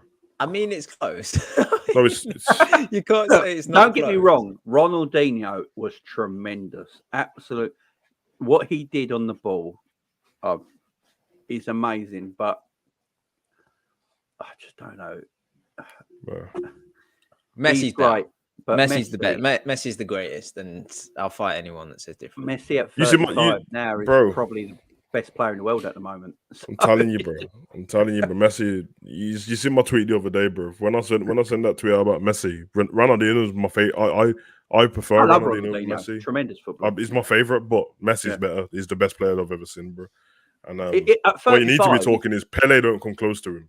That's who doesn't come close. Yeah. These man playing against farmers and that, bro, and the carpenters. I'm not having it, bro. No. And No, I'm not having it, bro. Pele's never only played good in Europe either. Never played in Europe. Man scored over 1,000 goals, yeah, against like New York Cosmos and that, bro. Against Yeah, like New York what? Cosmos. Come on. Against DC Dinosaurs and all that, bro. Get out of here, man. I'm not talking. Back in the day, these Americans didn't play football, bro. They was building skyscrapers. I'm not having it. Yeah, but you say that. Friggin' Ronaldo's just. Who did he score against the other night? Cristiano Ronaldo. International Yeah, record is Cristiano, very- Bro, come on, Cav. You can't compare Ronaldo to Pele, bro. No, We've I'm watched him not. in the I'm Prem, just La making Liga, the point Italian that this League. guy I had think, to his I think you're tally. saying international wise because Ronaldo's international record is very sus. Yeah, they're all But- against Gibraltar and Georgia and that. So is but Harry he- Kane but and you Rooney. can't Did you see? I didn't realise this. So Ronaldo just hit 700 career goals, didn't he? Yeah. And Yeah, name the team that just Messi scored his is game. 9. Apparently, Messi is 9 goals behind him. Right? I think he's on 6. Yeah, he's 9. Oh, I'm not doing the math. He's 6-9. He's 9 behind him, right? But he's played 150 games less. Yeah, 100 odd games less. Yeah, That's just. yeah. Yeah, Messi's ridiculous, bro. They're hat tricks, isn't it? The team Ronaldo just scored against them for Man U, the Omnicron team. Yeah. Yeah, I never heard of them. them. Some Cyprus team, bro. That's what happens when you're in the Europa League. Them Channel 5 teams, bro. That's what I'm saying. I If saw a Man United Ronaldo's fan got any, on Twitter last night saying Man Ronaldo's United smart. I He saw will go Go to a ahead. team that plays in the Conference League, right, or whatever the friggin' Europa and the one below, and just absolutely stat pad it. Just start smashing these teams every week. Yeah, to be fair to all of them, like when it comes to international football, everyone's got these stupid records. You got Harry Kane with this stupid record and Rooney with this stupid exactly. record. But if you're not, I don't agree.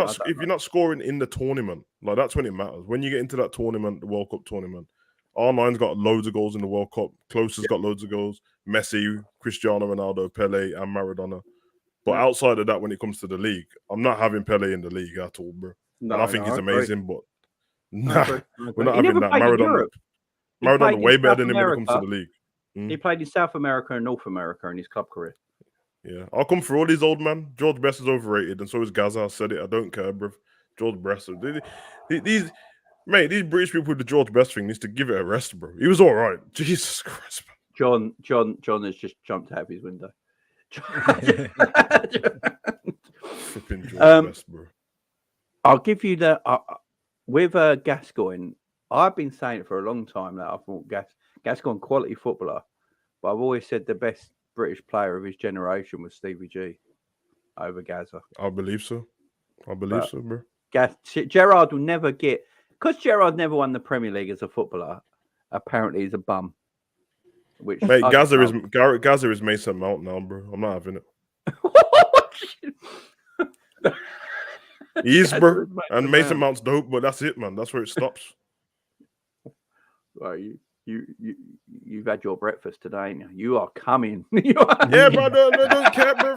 And he gave Ramo a cup of tea as well. I'm not having. You know what I mean? Yeah, exactly. Aaron said, like, everyone goes, Gaza's the best British talent ever, right? He never won the Premier League. So why can we say it's just a Scouse and Liverpool thing, ain't it? It just can't. And he done the dentist chair thing because he went drinking. That's not professional, bro.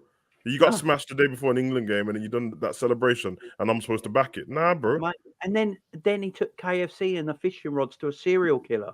So I'm saying, bro. Meanwhile, Pogba's getting done for haircuts and that, bro. I'm not having it, bro.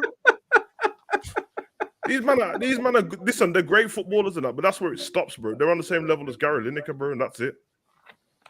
Yeah, Gary Lineker's goal scoring record is amazing. Would you actually say Gary Lineker was a world class footballer, though? Nah, the baller and that, but he's up there with Gaza and that. That's it, man. Yeah. You know what I'm saying? And he cracked himself on the pitch. The best English player of all time. It's a fact, bro. I'm not having it. Gerrard's the best, man. Wayne Rooney's close. Yeah, I mean, I'll give credit Wayne Rooney. No, he's an absolute. He was baller. A tremendous footballer. He was a tremendous footballer. I know he played for Man United and Everton, but he was a tremendous footballer. There's no doubt about it. Yeah. These little overrated guys and that, man. Gerrard for LFC, world class, but average for England. No, it's not true. I mean, with England, I saw John Barnes, who was the greatest winger in the world at his time. I don't care. No one come close to John Barnes as a winger in the 80s. He never really did it for England because the setup didn't really allow it. Also, it didn't help. He was getting racially abused every 5 seconds either. But John Barnes is my hero, man. I've watched Gerrard do bits for England, man. In tournaments, Gerrard's been really good for England. The latter stages one was like South Africa and all that business. We were trash, but when Gerrard was captain of England, wasn't he just carrying the team on his shoulders as well? Yeah, he was. Like, didn't we only get a point out of the American game because of Stevie as well? Oh man, World Cup. Is that the game where he burst through and he scored the box goal. and slotted it away? World Cup team, weren't he? And he just took the team on his shoulders, and then it was was it shitty Ben Foster at the other end who just let the ball run through his legs? Green, Rob Green. Yeah, Rob Green just let the ball run through his legs. Dempsey on it, and then everyone blamed Gerrard because he was captain. Yeah. That's how it works, apparently. Gerrard, it will always be a little bit disrespected by people just because of the Prem, man. That's why I wanted the Prem for him, just so he could shut people up. But away from that, Barnes' goal against Brazil for England might be the best England goal ever. Yeah, I got another take. What you have to, and I don't care in it. Brazilians, you can come for me in it. I was a Brazil fan as a kid. That Carlos Alberto World Cup goal is not the greatest World Cup goal that's ever been scored. Get over it, man. Every World Cup, what happens? We get these BBC programs, top 100 goals, and it always finishes first. It's not the best World Cup goal. Carlos Alberto with the slow bobbly passes and that. I seen Cambiasso score a goal where Argentina made like 47 passes. What are you talking about? Yeah. What? Cambiasso played for Leicester. I saw Senegal. We revitalised them. I saw Senegal with Salif Diao. Didn't Salif Diao score the goal of the World Cup when Senegal built up from their own end? Was it Diop? Yeah. Yeah. There was a goal when Senegal, they had the ball in their own box at the time. Yep. And they played about 50 passes, and then it was a tap-in at the other end from the end of it. Yep. I think he got the goal of the World Cup, didn't it, for his team play? Yeah. That was an amazing goal. No one talked about it. South Africa World Cup and Brazil had dope goals, bro. A lot of them were for James Rodriguez, to be honest, but bangers. His volley, his half volley, and then Cahill done the same volley after. Yeah. Even the first goal of the tournament that I'm not going to even try. Shabalala. Come on, absolutely rifled into bro. Incredible goal, bro. What a goal to open a tournament. Van Pearce's diving header for me is one of the greatest goals I've ever seen, bro. You know which one I'm on about? Edge of the box. Yeah. Flew. He took off. Yeah. Was it Van Bronckhorst as well that scored from about fucking 100 yards? Yeah, he scored 2006. Yeah. Oh, was that before? About 45 Yeah. yards. That one. Yeah, great goal that was. Let's That not game forget was Mark meaty Owens as well. against 'Cause Argentina. one of the greatest goals. Yeah, and that I Van mean, Bronckhorst goal, man, he scored a goal in the 18-year-old same boy. game from a rocket. Mm. Yeah. He was an 18-year-old boy, Mark Owen, against Argentina, his quality Argentina team, and he just ripped them apart. We should do a separate pod just reminiscing on World Cup moments. I'm going to do something like that before the World Cup starts. Anyway, I was going to do like World Cup's greatest moments, World Cup's greatest goals, all that sort of stuff. Because I love the World Cup. I know Shame we're all about moaning that winning it's in anyway, Qatar and all that. It's a piece But of let's shit. face it, we're all watching, ain't we? So Yeah. it's 3 It's a shame. games a day. It's 3 games a day. We're watching. Owen ruined himself, man. 'Cause he should Mark be Owen did ruin regarded as himself. one of the biggest legends in football, man. But he's a twat. So Yeah, Mark Owen's just not. Yeah, he's not. He might be the most boring human being of all time. his daughter's not far off, bro. Apparently, he's only watched 2 movies in his whole life. No, fuck's sake. That's what he says. I think he's only watched ever 2 films in his whole life. He doesn't watch telly. He likes reading a book, Saw horses in it. That's all his patting interest. his horses. You know, he's just. Yeah, you wouldn't want him around you, would you? Yeah, the goal. Hey. The Gert's a goal in the final. Quality goal. Yeah. There's a So couple you of geezers finals that have Gerrard, won just through. the guy wanted. extra Actually, goals. no. That Goethe goal's average. That is an average goal, bro. Against Argentina. Yeah, it just won the World Cup. That's why it's known, ain't it? No, Yes, what? it was better than that. He took it on his chest and Get out volleyed of it here, into- bro. Cav, get out That's of a- here with that, man. Go watch on YouTube now, bro. I That think goal he is. scuffed. I think he scuffed the shot, if I remember right. Bro, I watched it yesterday, bro. It's an average goal, bro. It's not that great. It's just that he Stop won the it, World man. Cup. It just that he Nah, won the World he, Cup. he beat the line, took it down on Nah, his but- chest, and volleyed Yeah, it but into the it's goal. true, It's a good finish. It Nah, says bro. here, you If geezers Nunes talk scored that now, Gerrard. everyone will be saying this is a basic goal, bro. I'm telling you, bro. Who is it? You geezers talk Gerrard. The guy wanted to leave Liverpool twice. Big up DL. Oh, he he wanted wanted to to leave do Liverpool something twice. different and didn't. All right. I'm sure But- you wanted to cheat on your missus and still stayed with her. This is what it is, isn't it? Main thing is that you didn't do it. The main thing why you didn't do it, man. Leave But Stevie alone, bro. Even if he did leave, I would still say he's the Big best up, Colin. English footballer of all time. It wouldn't still like. Yeah, Jay, that's true actually. Like it makes a difference. Yeah. Yeah. He's still like. I'm not saying I could pick any Liverpool player, but Steve, if Gerrard played for Chelsea, look, Mourinho wanted Gerrard badly, and it weren't to play with Frank Lampard. I'm telling everyone right now, by the way. Yeah. It was to I mean, replace Frank Lampard. we got to understand the times as well that Liverpool were in, and Mourinho was the best manager in the world at the time. You know, and it's And just Chelsea had all the money, so it was like, yeah, he's how would human you at not the end of the feel a day. bit Even like- if he wanted to go, he's human. But like Savage said, he didn't for whatever reason. And if we're gonna use that as a measuring stick, then fucking hell, we might as well just shoot down every Have player. you seen that geezer on YouTube? There's a video of him. You know the bloke who burnt his shirt when he heard Gerrard was leaving?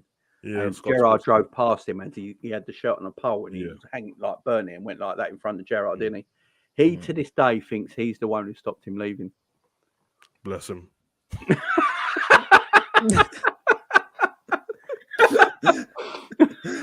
Yeah. I think Gerrard just worked out that winning the Premier League would be nice, but it wouldn't feel right not See, winning it. Vic just mentioned South Korea in the chat. Yeah, I don't know if you don't know this that they think they won the World Cup, innit? To this day, you know that. Who's that? Oh, Korea. Well, they did. You know the sort of game. drive You their know the way game to where the Brazil battered them semi-final. 4-1. When Brazil battered them, I've seen the version as well. If you go on YouTube, you can see the edited version. And in their country, they just edited the 1 goal what they scored against Brazil. so they think they won the World Cup, bro. They didn't, obviously. Didn't Shambles, man. they bribed their way to the semi-final, didn't Yeah, they had paid actors as well as fans. they? It was terrible. That Italy Yeah. game was like that. No, they've stepped aside here. They've something's going on here. They've stepped aside. That World Cup was shocking, though. That was a terrible World Cup. Was it Germany winning that World Cup, wasn't it? Was it Germany won that World Cup? Which I one? remember. What year? 2006. Yeah. Yeah. That was a terrible World Cup. That was in Germany, isn't it? No. Was it 2000? I can't remember now. There's 2002 Yeah. was Beijing and South Korea. 2006 was Germany. 2010 was South Africa. Yeah. 2014 Brazil. 2018 Russia. That's it. Russian World Cup was probably the best ever. I didn't even love it, bro. I didn't like Didn't it. you? I thought it had quality games in that. Nah. Yeah, Italy won in 2006. That's right. Oh yeah, They beat 2006. France in the final, didn't they? The final. They beat France in the final. I'm thinking of the Euros, but yeah, that's the Zidane headbutt. How the fuck did we get onto World Cup talk? Jimmy, I just read the bio for the video, and it's put the lows and the little highs. So should we talk about the highs of this season? Yeah, go for that. Go. Yeah, the little highs. There's not been many highs this season. Go, Cav. What's your main high of this season? Fucking hell. Tough times when you've got to try think of one, ain't it? Bobby Firmino's a high. Bobby is a high, yeah, because if this is to be his last season, then I'm so pleased that he's at least having a moment in this season where he's good, you know. I really hope he does stay, but if he does go, I want him to have a brilliant season to just remind everyone that, you know, the player that he has been, you know. I'm trying to think of many highs. I'm looking at our fixtures. So we drew 2-2 in the opening game of the season with Fulham. Mm-hmm.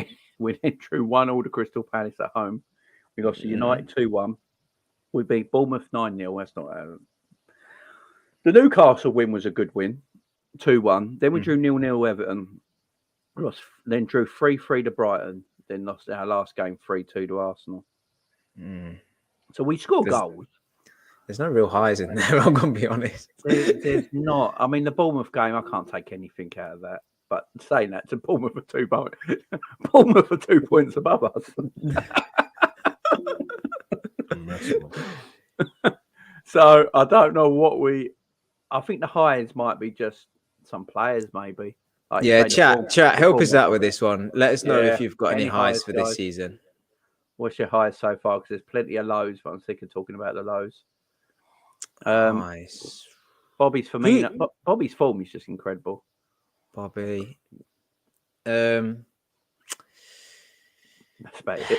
Maybe the thing is, like, you think about players, and Elliott's done well, but you can't really say it's a high as such. He's just done well, you know, and it's pleasing to see him do well, and the fact that he's sort of growing as a player and he's managing to get into the team and everything off the back of a really horrible injury. But I'm not sure it's good enough to be a high. The high was Ben Davies finally making his Anfield debut. Yeah. Jesus Christ.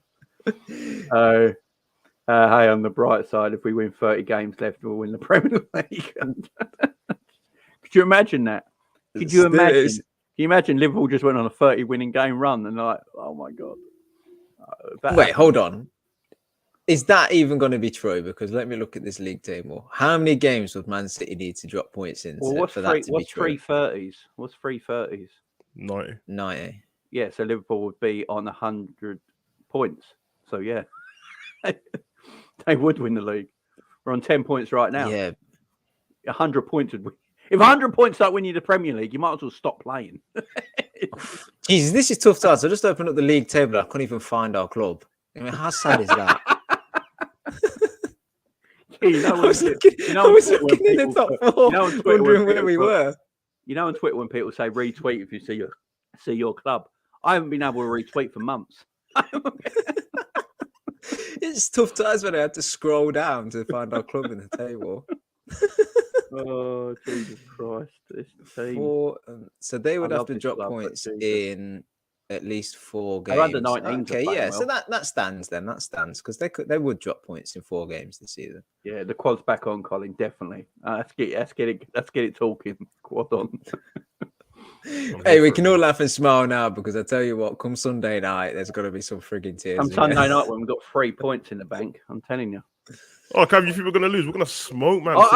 Right, I'm not going to do a City preview because I'm doing that Saturday night. If you boys are available Saturday night, I'm going to do a City preview Saturday night.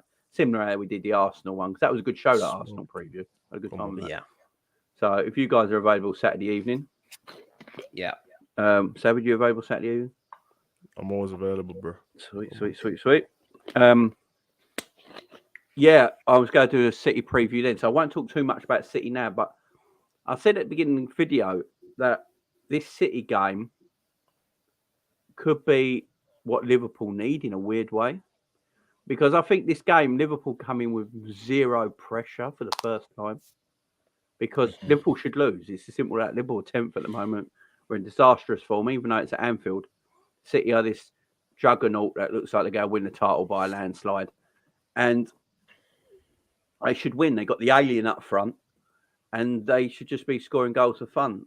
But there's something about them that...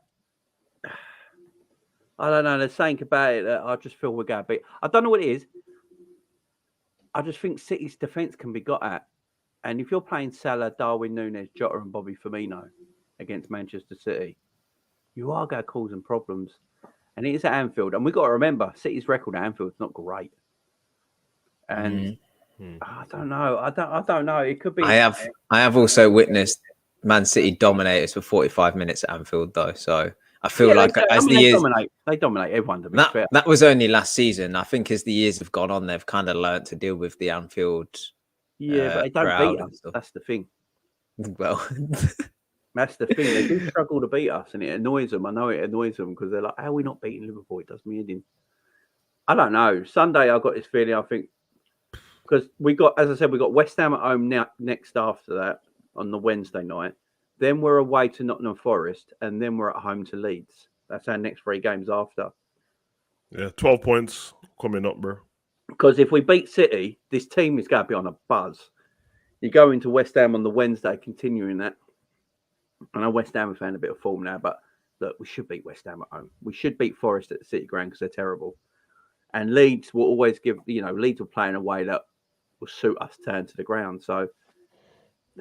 I see us winning our next 3 games after City, no matter what happens. So, and then we've got to only pick up 1 point against. We just got to draw against Ajax in Amsterdam to go through in the Champions League, ain't we? So, yeah, we're going to win. Canate to stop Haaland. Canate to stop Haaland.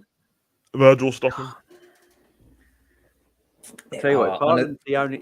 If Liverpool's the only game Haaland don't score against, right? And that's I'm here. Nah, bro. Haaland plays into Virgil's hands, man. That's telling you, bro. It's fine, man. I don't know. Light work. I'm actually excited. Light work, bro. I'm not doing a watch long for City Liverpool still because if we do get annihilated, I'm just. Just end it at half time. It's not going to be good. And this channel is monetized, and I do not want to lose that. So. I think even if you stop Holland, you still got frigging De Bruyne and David Silva and Foden to pick up us. De Bruyne. I told you what to do. Gav, don't like your vibes right now, bro. I've got. I don't want to be negative, but you start Milner. He 2-foots De Bruyne. He gets his yellow card. De Bruyne's injured. You then sub Milner. Job done. That's not bad, job. Wait, what are you saying? But Milner hitches a ride on the stretcher as well. Yeah. Milner's just an assassin in this game. That's what you do. You just right, James. You got one. Don't worry about the football. I don't even want you to kick the ball. The ball's not in play. You just got to kick him. Kick that Belgium ginger thing over there. Kick him till he bleeds. All right. That might be a bit. If Milner plays in this game, the world's going to explode. I'm telling you now. I'm here for it. If the lineup comes out and Milner is anywhere in that starting 11, the meltdown you're gonna see. I'm here for it. If City, I'm here. Do you know what? If I see Milner on the team sheet, I might quickly put a watch along together just for the vibes. Just do where you can. I'm not sure if it's still a feature now, but you used to be able to just follow one player. You should do a Milner watch. Do a one player follow. Yeah. You can do it on the bet. I think you can do that sort of thing on the betting site. Yeah, you know, it used to be on Sky Sports and it. Yeah, you can do it on the betting sites. I think like on Bet365 and all that, you can do it. But some people do that in their watch-alongs. I don't know how they get away with it. So some people in their watch-alongs, they have the sporting app up where you just get the a green pitch and like the little figures that go up and down the pitch sort of thing. Yeah. I don't know how to get away with that because you're advertising gambling, so I'm not sure how they do it. But no, that'd be quite. Yeah, I'm here for Milner starting. Yeah, De Bruyne's the one. De Bruyne scares me more than Haaland does. It's a weird thing to say. I'd put Thiago on him all game, bro. Just sit someone on. Like Herrera did to Hazard once, didn't he? You remember that game when they just told Herrera not to just stay on Hazard? I think was it when Mourinho was Man United manager? FA Cup. Yeah, and he just got Herrera to stay on Rashford Hazard. 1-0. He even took a piss next to him at half time. The man couldn't get away from him. He was just everywhere. Apparently, that's true. Apparently, he did. He went to the toilet next to him or something. Yeah, I mean they've done it before where they've had McTominay just sort of follow De Bruyne around as well. Yeah, I don't think McTominay following him on works though. No. He's like, yeah. He's like 40 yards away. Like, what are you doing? Oh, I'm just watching him. You said follow him. Oh, you didn't specify I needed to be within a yard. This is a pretty low point. I didn't realise that Liverpool didn't have a doctor. Yeah, I think he left on it in August, didn't he? I know we sacked him, but I just assumed we signed someone. I don't know if we sacked him, bro. I don't think we sacked him. I think he chose to leave. Was it just he a left because termination or what? he chose to leave. I read his statement on LFC.com at the time, on LFC TV. He chose to leave, and he wrote out like a nice statement as well. So, yeah, but that's probably one of them ones, where you kind of, you're crap. Well, maybe. So have everyone heard about Reece James? He's out, isn't he? Apparently, yeah, out for the season apparently. And now people will say, "Oh, Trent's back in now. Trent's back in. That's him going to the World Cup definitely now." And someone put on Twitter, "Don't be too sure. I'm sure he'll pick Antony."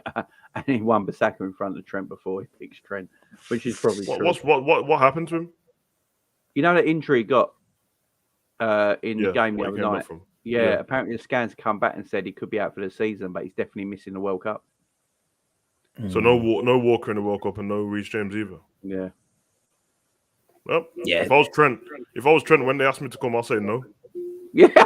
I'll just say no. I'm no one seconds. I'm no one sloppy seconds. Get rid. Yeah, because you think about it, like Trent, he doesn't need. I mean, of course, Ben White's going to the World Cup to be right back. We know this. But he doesn't need to worry too much. Trent's still young, so when Southgate's not going to make it to the next World Cup. Or if Gomez has a tremendous season at right back, Gomez might even go yet. Not enough time though, is there? It's only 6 weeks.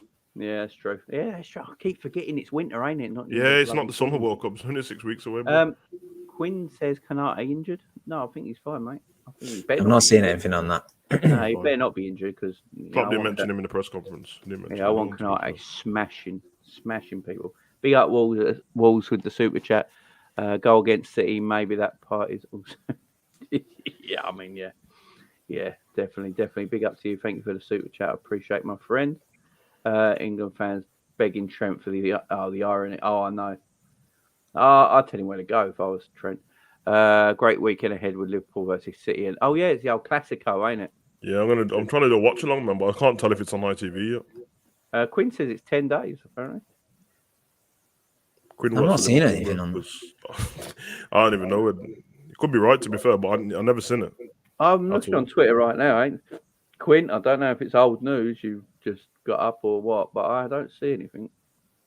Yeah, nothing happened to him in the last game either. He was fine, so don't know. I haven't seen nothing. I ain't heard Klopp's press conference. Has Klopp done a press conference yet? Yeah, I watched his press conference. He didn't mention anyone's injuries in it.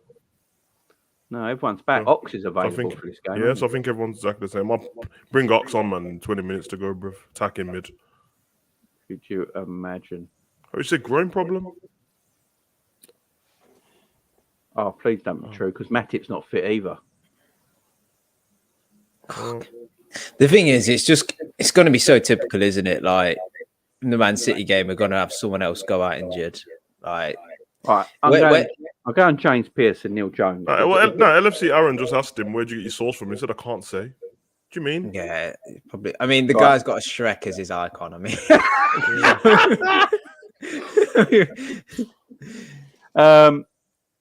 if James Pearce and Neil Jones ain't said anything, then I think he's all right.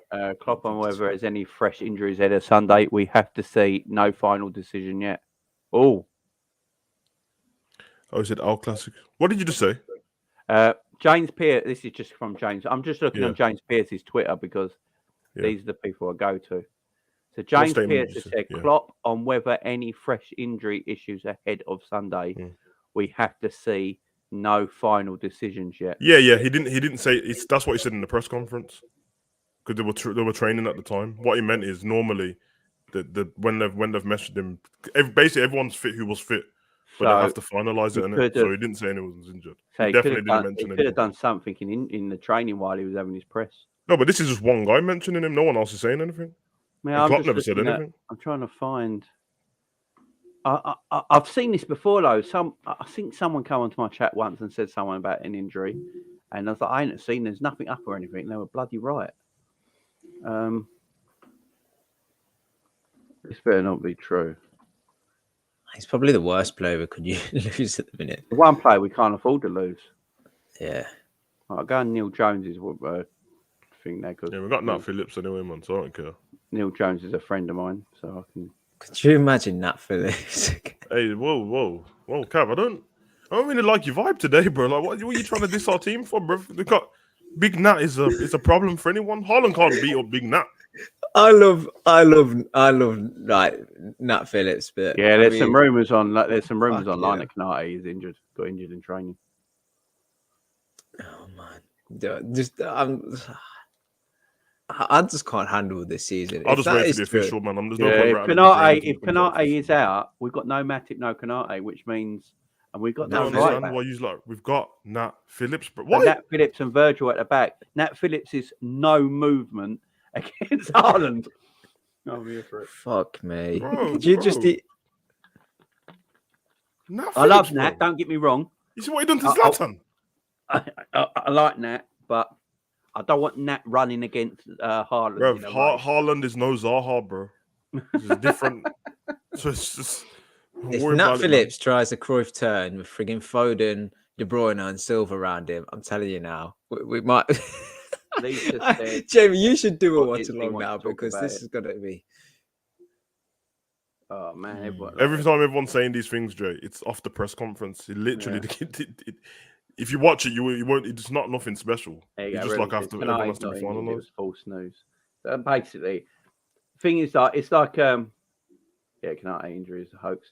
What it is, it's like, you know, when Thiago weren't pitched in training, and then his name went on the training thing. Who's training today? And everyone like Thiago's done, he's out, he's gone, and then he's like in London with the team. It's like, yeah, you know, sometimes players do go to the toilet while photographers are out. It's not just that as well. Some players. I think there's some players in our squad who don't train every day. And I think Thiago's one of them because of trying to keep him fresh. You know, like Ledley King. He never used to train for Spurs, did he? He just played because if he trained, he'd die.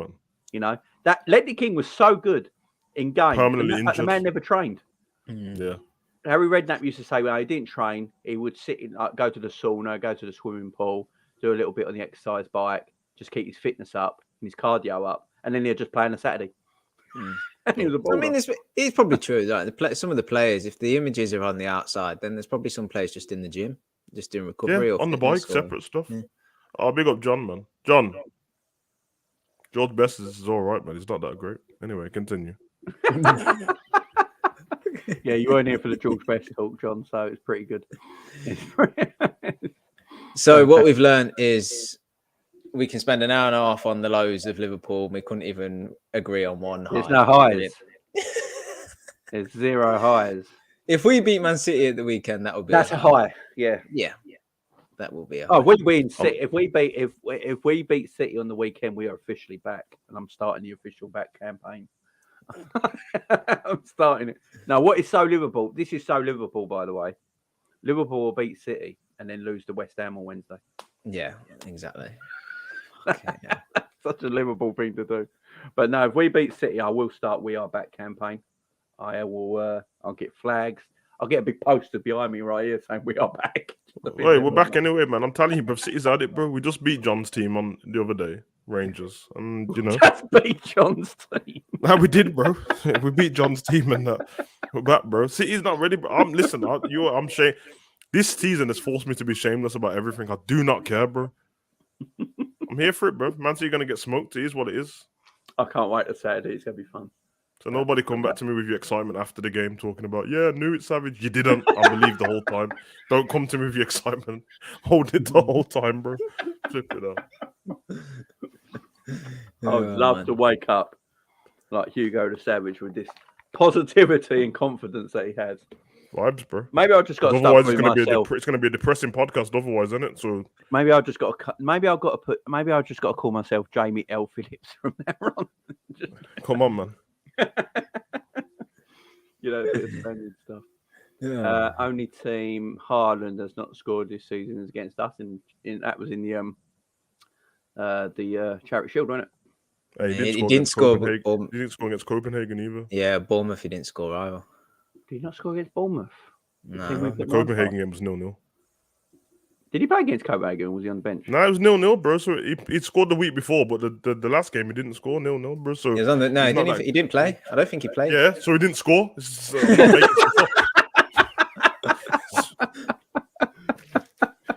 Oh, facts are facts, bro. Is that what we're doing now? That's what we're doing during the summer when he's not even during the World Cup. We'll take what we can, bro. Just fell off. take what I'm with Remy. I'm with Remy here. No, we will beat both Man City and West Ham, and Liverpool is back. I'm with Remy. Come on. I'm with you, man. I'm with you. I'm getting the poster printed tomorrow. And I'm gonna go as far to say that Man City's not gonna score, bro. Right, and that is the end of the stream. Oh my god! Oh my god! Gunben, I think Gunben's with you here. Gunben's in your 4-2. It's not with me, bro, because I would have put 4-0, not 4-2. But if you want to do that, if you want to stretch it, do your thing, bro. It's all good. I'm ready for it. There's a quote from Pepe somewhere. Liverpool are Man City's biggest challengers for the Premier League title, said Pep Guardiola. Totally ignoring Arsenal. Of course he's going to. When they played Bristol City in the League Cup before, he said that Bristol City played the best football in England. I honestly do think Pep does still look at Liverpool as the second team in this league. Yeah, he hates Klopp, and Klopp winds him up, bro. Yeah, I still think he looks at Liverpool as the biggest test, no matter how we're playing. Yeah, but Klopp the thing would wind you up, though, wouldn't he? He would wind you up if you think that, like, if Klopp weren't your manager, I think Klopp is like this. I think if Klopp weren't our manager, it would wind me up. You know, when he just stands on the halfway line watching you warm up. Just death staring people. Yeah, that if I weren't a Liverpool fan, that would piss me off as a fan. I'd be like, what the fuck is he doing? You know when someone seems like they're really basic about what they do, they're just great at doing it. That's what Guardiola thinks of Klopp. He likes him as a person, but he's looking at him like, hold on a minute. My team's better than yours. I'll pass you off the park, and I still can't beat you sometimes. It must be annoying, bro. Yeah. You seen how he slapped his hand last season? Remember when he slapped his hand? Like, it's so exaggerated, weren't it? It was like you know, to your cousin from New York for 5 years and that. You're like, yo, cuz, it's so over the top. Flipping out, man. Twice. I love Pep. Pep's a funny guy, man. Because he gets really agitated when City's not doing what he's asked of him, bro. He gets so agitated in it. So yeah, man. Pep's a juicy man. Yeah. Pep is a bit of a character, though, isn't he? He is a bit of a character. He's so funny. More than you can believe. Oh my God, Quinn's back. What's Quinn got now? Thiago hasn't looked the same recently. I hope nothing's wrong. Yeah, he has. Yeah, he was okay against Rangers, but he's not. Past couple of performances, it's not been stellar. It's just been good by his standards, you know. Yeah. I tell you what, though, without going into the game too much, if we need Thiago to be frigging exceptional for us to get anything out of this game. We need everyone. Nah, you can play 7 out of 10 in this game and still win. Jesus, he was so confident. You lot are just overrating the City team too much, bro. They're just, you know what I mean? Let them do their thing for the rest of the season. It's fine. But for this, we have to just put a little dent in the road, make it a little bit slower, you know. Cav's frozen. Yeah. Spell time. You're not doing preview, not doing. Oh, Cav, your camera's gone all shit night. So, yeah, where are we? Gone, Ben. I'm joining Jamie as a top red. Yeah, there you go. No negative. Whoever created that term, bro, is a demon, bro. Top red, bro. The top red. The first time I ever heard that was when top red stuff's been around for years. There used to be a top red membership for kids and stuff like that. It used to be called top red. First time I heard of it properly was people destroying Man U fans and that. They're calling them top reds and that, bro. Man. Yes, join us. Join us, Gumbin. I'm here for listen. I'm not here to stay. You think I want to stay negative full season, bro? You know, I have a life outside of football as well, so I'm not trying to let it depress me for the whole week. I'd rather be shameless, and then if I get battered, I'll just stick with it, bro, and just move on. Yeah. It is what it is, man. This is what it is, bro. Because if I go the other way, bro, you won't hear off me for about 4 weeks, bro. Lisa's come. Is Quinn the new doctor? No, things we don't. Allison may have a busy day.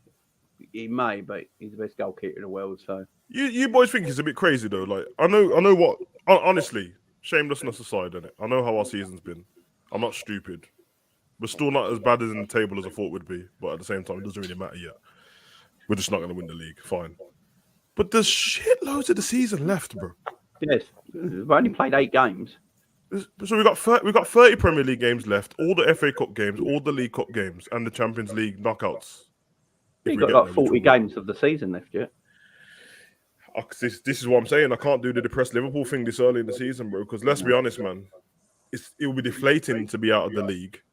But I would just rather create a few hiccups in Man City's road and that.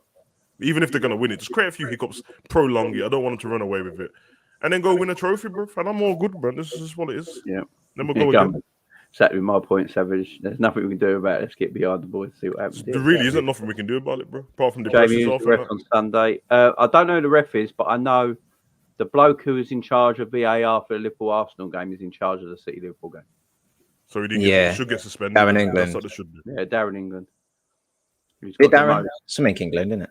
Yeah, they're not supposed to give you. See, you know, if you're an actual ref on the pitch, they're not allowed to give you 2 games for the same team in a row, innit? They're not allowed to. But so VAR you can. Yeah. Well, that's great. So what's going to happen is Anthony Taylor, the Manchester-born ref, Anthony Taylor's the referee, bro. So this geezer in VAR is going to go on Twitter on the weekend, see that all the Liverpool fans are slagging him off for the decision, and then he's got the next game for us. Well, he better give us some decisions, isn't he? Jay, he'll just go the other way, and he'll be like, "You little Liverpool bastard! You think you can just slag me off and now? I'll show you." Harden's 5 yards offside, but he gives it on. Yeah. No, I honestly think. Don't get me started with this frigging. What did you say, Kev? Yeah, we might win the Carabao Cup. It'll be great times. Hey, bro, listen. No, Jamie just said positive train. Yeah. On the back. I'll be. You know, if we get a result this weekend, I'll be back there. But like, I need to protect myself, man. My body's weak at the minute. I can't be. Feel that food poison. I can't be building myself. Yeah, I can't be building myself. No, blame your missus for your weak body. It ain't nothing to do with Liverpool. I knew that. It is. Cav, just come to the dark side, man. It's fun over here, bro. You just get excited about nothing, but at least it's vibe for a little bit. You can't lie. Trust me. Just come over here, man. It's all good. I'm here for it, man. Man City's defense is not that good. We can exploit them. Listen, they don't have Carl Walker. They don't have the cheat code, bro. I agree with that. City's defense ain't that great. Yeah. Someone needs to stop Cancelo, though. Someone needs to cut him out of the game, bro, because he's a problem. He is. Do you know what? I agree with Gunben here. I think we'll qualify through the groups. I think we'll get the point from Ajax to qualify. I don't want to go to Anfield needing a point against this Napoli team at the moment. My guy, the last time that happened, we won the Champions League, didn't we? Bro, you heard what the gaffer said. He said book tickets in Istanbul. I heard him, so this is what it is. It's already booked. It's done. But I've got my Airbnb. It's all good. Champions League. Yeah, I mean, the thing with the Champions League, we know how to play that competition, don't we? We know how to get through. The problem is, though, if we do finish runners up in our group, we're either going to play PSG or Bayern Munich. Yeah, they're both shit. Yeah, did you watch the Bayern Dortmund game? Yeah, the shit, bro. Come on, man. Bayern ain't that great. Bayern ain't that great. We'll send Mane packing. You know what I mean? Let him know he chose the wrong team. That we play Mane Bayern can't Munich score, and bro. Bayern and Mane knocks us out of Europe. He ain't scoring against us, bro. I watched Bellingham put a shifting on all of them on his own, bro. I'm not worried about this team. Bayern and that's great. for PSG. PSG's fine, bro. You just get Neymar and Mbappe to fight each other, bro, and we'll win the game. I just don't want Messi running our old team. I just don't want that man near us. He's just different. Europa League's going to be good, though, because all them teams are going to drop down, isn't it? Well, have you seen what the Europa League could be? He's going for Sevilla in it, Atletico Madrid, Barca. probably Barcelona. Yeah, Juve Arsenal, as well. Arsenal's chances to win that competition are going away quite quickly. Yeah, because Maccabi Haifa smoked Juve the other day. They're all on the same points in that group. Yeah, yeah, One's on They 4 could have points, all and the rest these of them. blinding Bro. Champions League, old Champions League teams in the Europa League. I know Arsenal and Man U screwing. They must have thought it was going to get easy right to that Europa League final, bro. Yeah, it's all over them. Yeah, Man United. My favourite thing I saw on Twitter last night as a Man United fan said that Man United have beat COVID. Oh, Omicron. That was my favourite thing I saw last night. Was that like a last-minute goal or something? Yeah, Well, McTominay. they really struggled, didn't they? Or something like that? No, they had 35 shots on goal, and they scored one. And McTominay had to score it. McTominay got the winner. The team's from Cyprus, isn't it? Yeah. Was Ronaldo and Sancho and all that playing? Yeah, Martial got injured again. Yeah, they had their players, man. It's a problem for them still. Listen, I remember them dark days in the Europa League, bro. Playing against like Zurich Grasshoppers and that on Channel 5 and Joe Cole and Kyriakos running around. Bad times, bro. Grasshoppers, Zurich. Do not take us back there, Savage. Oh, Please. man. I've been watching one game and Kyriakos dived for no reason, bro. It looked like he got sniped in the back. That was me over, bro. Kyriakos was terrible. Wait, I remember that actually, yeah. You know what was he even about doing in the box? I don't know, bro, but he looked like he got shot in the back and nobody touched him, bro. I remember that now, actually. Kyriakos made Skirtle look like bloody Virgil, didn't he? That's how bad. Yeah, bro. Nobody should be watching football matches, when you're on the way back from work, because these games are on at 5 o'clock, bro. Like they're in the rush hour. It's an absolute mess, bro. Sometimes I don't know that these teams have played, and then I'll check live score, and it's like, oh yeah, man, you played this team at 5. I'm like, flip. Apart from it's Zenit and in Russia, Zenit St. Petersburg. It's early. They used to have games in the Champions League early all the time as well, but the time difference, ain't it? Yeah. But I don't know why. The time difference ain't that different from Russia to England, but all right. I don't. It depends what part of Russia, ain't it? That country, let's face it, is massive. Yeah, I ain't saying nothing about them, bro. Putin's a dangerous guy. I mean, Russia goes from Europe to Asia. It's ridiculously big. Yeah, the end of Siberia is China. Yeah, crazy that is, bro. They're literally the biggest country in the world just because they took land. It's not actually Russia, is it? No. Yeah. Just like this is ours, this is ours, this is ours, this is ours, and no one can stop them. Ronaldo played, but not Sancho. Ronaldo's finished. Can we all admit that now? I mean, it just sounds harsh, isn't it? But he's not. He's done at the top level. I'll give him that. But it's still Ronaldo, isn't it? Russia has 14 different time zones. Oh, yeah. Oh, that must be it then. That's because of Yeah, it's because, bro. How can you just take half of the planet, bro? There's no need to have your country that big, bro. off the planet. Them and it the most land mass in the world is Russia, Alaska, and Canada, ain't it? Yep. And Yeah. Oh yeah, Alaska's massive, bro. Yeah. In fact, the I think big- Alaska is. They're the biggest free land masses in the world, aren't they? How are we getting? Yeah, because Alaska's the biggest state. It's, I think the mass is 17. It's 17 times bigger than the UK, so it's like the UK 17 times is Alaska. Madness, bro. Well, you can fit two. You can fit two United Kingdoms inside Texas. There you go. Yeah. That's just. How have we got into geography? I don't know, Guys, we didn't have any Liverpool high, so we had half. an No, hour so to we went fill. on to geography. We'll come back to this. The high will be after the weekend when we won 2 on the bounce after City and West Ham. So you're not becoming annoying now. I'll take. Is that Linda's or Guardiola? He's on about Guardiola. Yeah. Here we go. Look, here we go. More geography. Canada is the biggest coastline, and Alaska was purchased by the US from Russia. How about we just leave Alaska to their own people? So big. Yeah, I remember. Yep. And Weren't the Dutch manager in charge of him, and he bought Samuel Eto'o? Yep. He was the highest paid player in the world back then. Yeah. On like 300 grand. How times have changed. You go, Russia Can you remember that though? When he got that, given that contract, everyone was like, "That's wild, God, this is ridiculous." And now, friggin' that's. Do you remember when Thingy was the highest paid player in the world? Lavezzi. Yeah. Yeah. He won China in it. He was the first one to go, and then obviously Tevez and that followed after. But he was the highest paid player. He was on Tevez on like 700k, 750 grand a week or something. Yeah, yeah. Oscar And then China ran out of money. Went, didn't they? Yeah, some dodginess going on. They ran out of money. Bro. Tevez bled China dry. Yeah.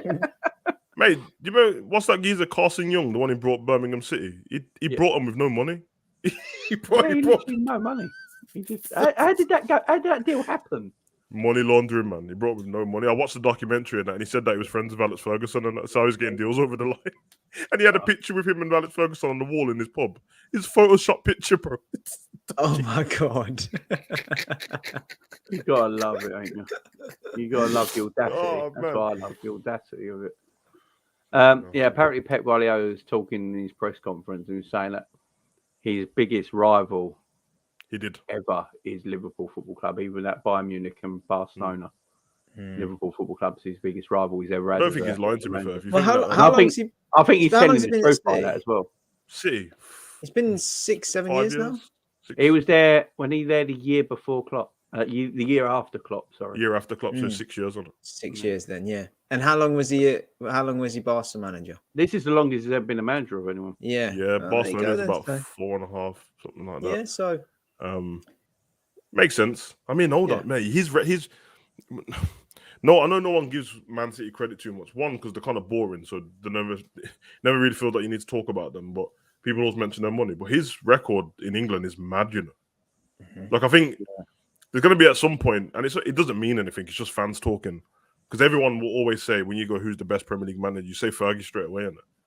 They might have to stop soon, bro, because it's not fair to put on Guardiola that Fergie was there for like 20 years. It's not really fair, because why should he have to be here for that long if he's gone and done the same stuff within a short period of time? I think all he has to do is win the Champions League with them, and then there's a conversation. Then do you think he'll go if he wins the Champions League? Say he wins I don't it this year. I don't think he wants to leave Man City. I think he's going to be here for a bit, you know. Yeah, I think he's going to stay for a while. Yeah, got about 3-4 years left in him, I think, at City. Yeah, he's comfortable. Well, man. yeah, and it'll take him to 10 years, isn't it? Yeah, I think he's comfortable at City. I don't think he's anywhere else. I think he's looking at football in general around Europe at the moment. Italian football's dead. I mean, look at AC Milan and Juventus. They're the three lights of Italian football. Napoli are like, it's not. He wants to dominate football from England because he believes it's the best. If anywhere he goes, he might go back to Barcelona eventually, but that'll be about it. Yeah, I think he'll be the international coach, you know. I think he'll end up being Spain international coach. It's over for everyone in the international world. Yeah, because if he does that, man, what does anyone say to him as a manager then? Yeah, that's true. That's true. He's built a massive legacy, hasn't he? Yeah. If we're honest, people only like try and find stuff to say to him as a manager now because they just don't want to admit how great he is. But if you go and look what he's actually done, there is one manager we all forget about when we talk about the greats. Bob Paisley, legend. Have you seen what he won in only 9 years as Liverpool manager? Yeah. Man won 3 European Cups. Yeah, 3. But you know what happened then? Zidane came along and 3 European Cups. He won the league titles, FA Cups, League Cups, or the Milk Cup, or whatever it was called back then as well. I think we would have been the first team in England to win the treble, but we lost the final in the League Cup final, was it? I think we lost in the final of. We would have won the treble. He won back. He won doubles. I think he won the same amount of trophies as Alex Ferguson in 9 years as Alex did in 20. Yeah. And we don't. Crazy. I don't think we give that man enough credit. When everyone talks about your Alex Fergusons and your Pep Guardiolas and your Ricky Sakis from Italy and all these great managers, Bob Paisley should come up because I think if I'm fair to other people on that, it's probably just a generation thing because the people we all speak about are our age or younger, so they ain't really going to talk about him. Even Liverpool fans don't talk about him. Yeah, and then obviously that was like it's an amazing feat to do. But then Zidane when came and won 3 Champions Leagues in 3 years, just back to back. It's game over, bro. Yeah, I mean, yeah, 16, 17, and 18 he won it, innit? But I wouldn't consider Zidane a great manager. That's the weird thing, though. I know what you mean because when people were saying like, it's weird. Yeah, every time somebody, I get it. As soon as somebody lost a job in England, there's like get Zidane in, and I'm like, no, he literally came in, done that, and done nothing else. Like he just done that and left. He did. I don't think he won the league, did he? Oh, one, I think. Can't remember. One. Because I don't remember Barcelona winning it 3 years back to back. Actually, you might be right because Atletico won it, innit? And Barcelona Yeah, too. because this is the thing they always say. When Madrid have been winning, Barcelona have been winning the league titles more than any other one in Spain the last 10 years. But Barcelona, Real Madrid have been winning all Champions League. And when you look back at football, you all more remember Real Madrid's Champions League wins than Barcelona's league title wins, don't you? Yeah. I'm trying to read it now. I know he won the Copa del Rey, the Spanish Cup as well. I don't think he won the league. Yeah, to be John fair. said he won one. Yeah, one He league. won one league. He won one league. One league Spanish. Yeah, he won the thing. He won, innit? The one when Bale ran off. That season when Bale ran off the pitch as well for the Copa del Rey. So you got 2 Super Cups, 1 Copa del Rey, 1 league title, and 3 Champions Leagues. Yeah, to be fair, all of that's in 3 years. It's kind of ridiculous, to be fair. Yeah, that's great. That's great. I mean, but it's just weird. I don't know what it is about him. I know what you mean, though. Yeah, I think because it's at Madrid, isn't it? And like he knows the club so well, and like did you see that Madrid team? Yeah, you see the side, and like they're just usually underperforming. So he just slots in, doesn't he, and picks them up, and then goes and achieves like the biggest honors. But like you say, he's kind of going to the perfect place that he knows so well, and he chooses when he goes as well. So I love and I don't know. And is the correct, bro. Jay, I'm not joking, bro. Cav is a agent, bro. I was watching Redman TV yesterday, and then I think Pajak said something. It's like, yeah, got Ant Dico in the chat, and then I was like, what the fit? But this kid's everywhere, bro. He's absolutely everywhere. I love bro. him. I love He's trying to get man. that message across, man. He's trying to shut down the Saudis and that, bro. fight your fight, Ant. Fight your fight, mate. I love Ant. Don't go anywhere, Ant. You keep doing it. Oh yeah, Eunice, you're right, man. Del Bosque's trophy is a bit mad still. Yeah, I forgot about that. Another manager, Del Bosque, won everything and then won World Cup. Won everything, all the trophies. Did he win the World Cup? Yeah. Premier. He won the World Cup, Spanish League, Champions Leagues. The man. He won the Euros as well. Euro. I mean, it's just. He won. It was with Spain. It was Euros, World Cup, Euros back to back. I thought the manager who won the Euros for Spain was the one who was racist against Thierry Henry. No, I'm just saying that the Spain won it back to back. I'm not on about the manager. Oh right, yeah. Yeah, that was like I can't remember that coach's name now. You know, the one who said the horrible things about Henry in Spanish training. Yeah. Hey man, you already know. He won the Euros. They're a bit suspect in them parts, bro. I'll tell you that much. It's a bit suspect, man. But yeah, tremendous guys, tremendous. Right. We couldn't think of a positive for Liverpool, so we talked about everything but. Literally. But we did start, the first hour and a bit of this program was very detailed. So are we 10th in the table? We are 10th, my friend, yeah. Well, the positive is that we're mid-table dead on, and we're one point away from. We're 1 point away from Champions League knockout stages, and we're doing well in the FA Cup and League Cup. I know it ain't started, but we're doing well. We ain't lost. So. No, do you know what we're doing? 6 points off Chelsea. Everton last season survived relegation, and they said to us, "You'll never experience this feeling." So we thought, okay, we'll give it a try. Give it a try. If we lose on the weekend and Everton win, Everton go 3 points above us. Mate, Everton never bothered. They won't finish there. A couple of bad weeks, we're going to be in the relegation zone. Oh, Jesus. I thought that picture online was a lie. I thought it was a meme on the weekend of Everton fan watching the Arsenal game. It's not. Oh, outside. Have you seen it? Looking in through the window. Just go and watch. Go back on that picture and zoom in on the what's on the TV. He's like, you can see Van Dijk, bro. I thought it was a joke. I know. Sad bastard, man. So Ben Doak, he's the highlight. So if we win, we go 13 points, which puts us 8th. And then if we just got to keep Chelsea. Man United. Chelsea have got Villa next, so they'll probably go beat them. No, they're not. Gerrard's going to win that. And then they've got Thingy next week, and it's Chelsea versus Man U. Arsenal got Leeds. Arsenal had the easiest fixtures known to man. What? We just need Man City to play Arsenal soon. I know that it doesn't happen till next year, does it? But I mean, that's the one you wanted, really. Yeah. Don't have Just to worry. want By the time they play each other, Arsenal will be fourth, bro. And you know, we're gonna get 12 points in the next 4 games, boys, and then we can move from there, man. So we Gav, do get 12 stop points it, in the man. 4 games. I'm going to clip this and bring that video back to like a few weeks' time when. Yeah, man. I hope when you get your missus in the house, or she out? No, she's downstairs. Yeah, just go and get a hug after her and you're done, man. You need a hug, bro.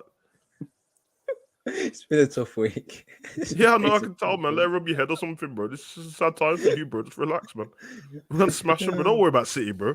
It's all good. Yeah, they're gonna win the war in the end because they'll win the trophy. But listen, I'll take bragging rights for now, bro. It's all good.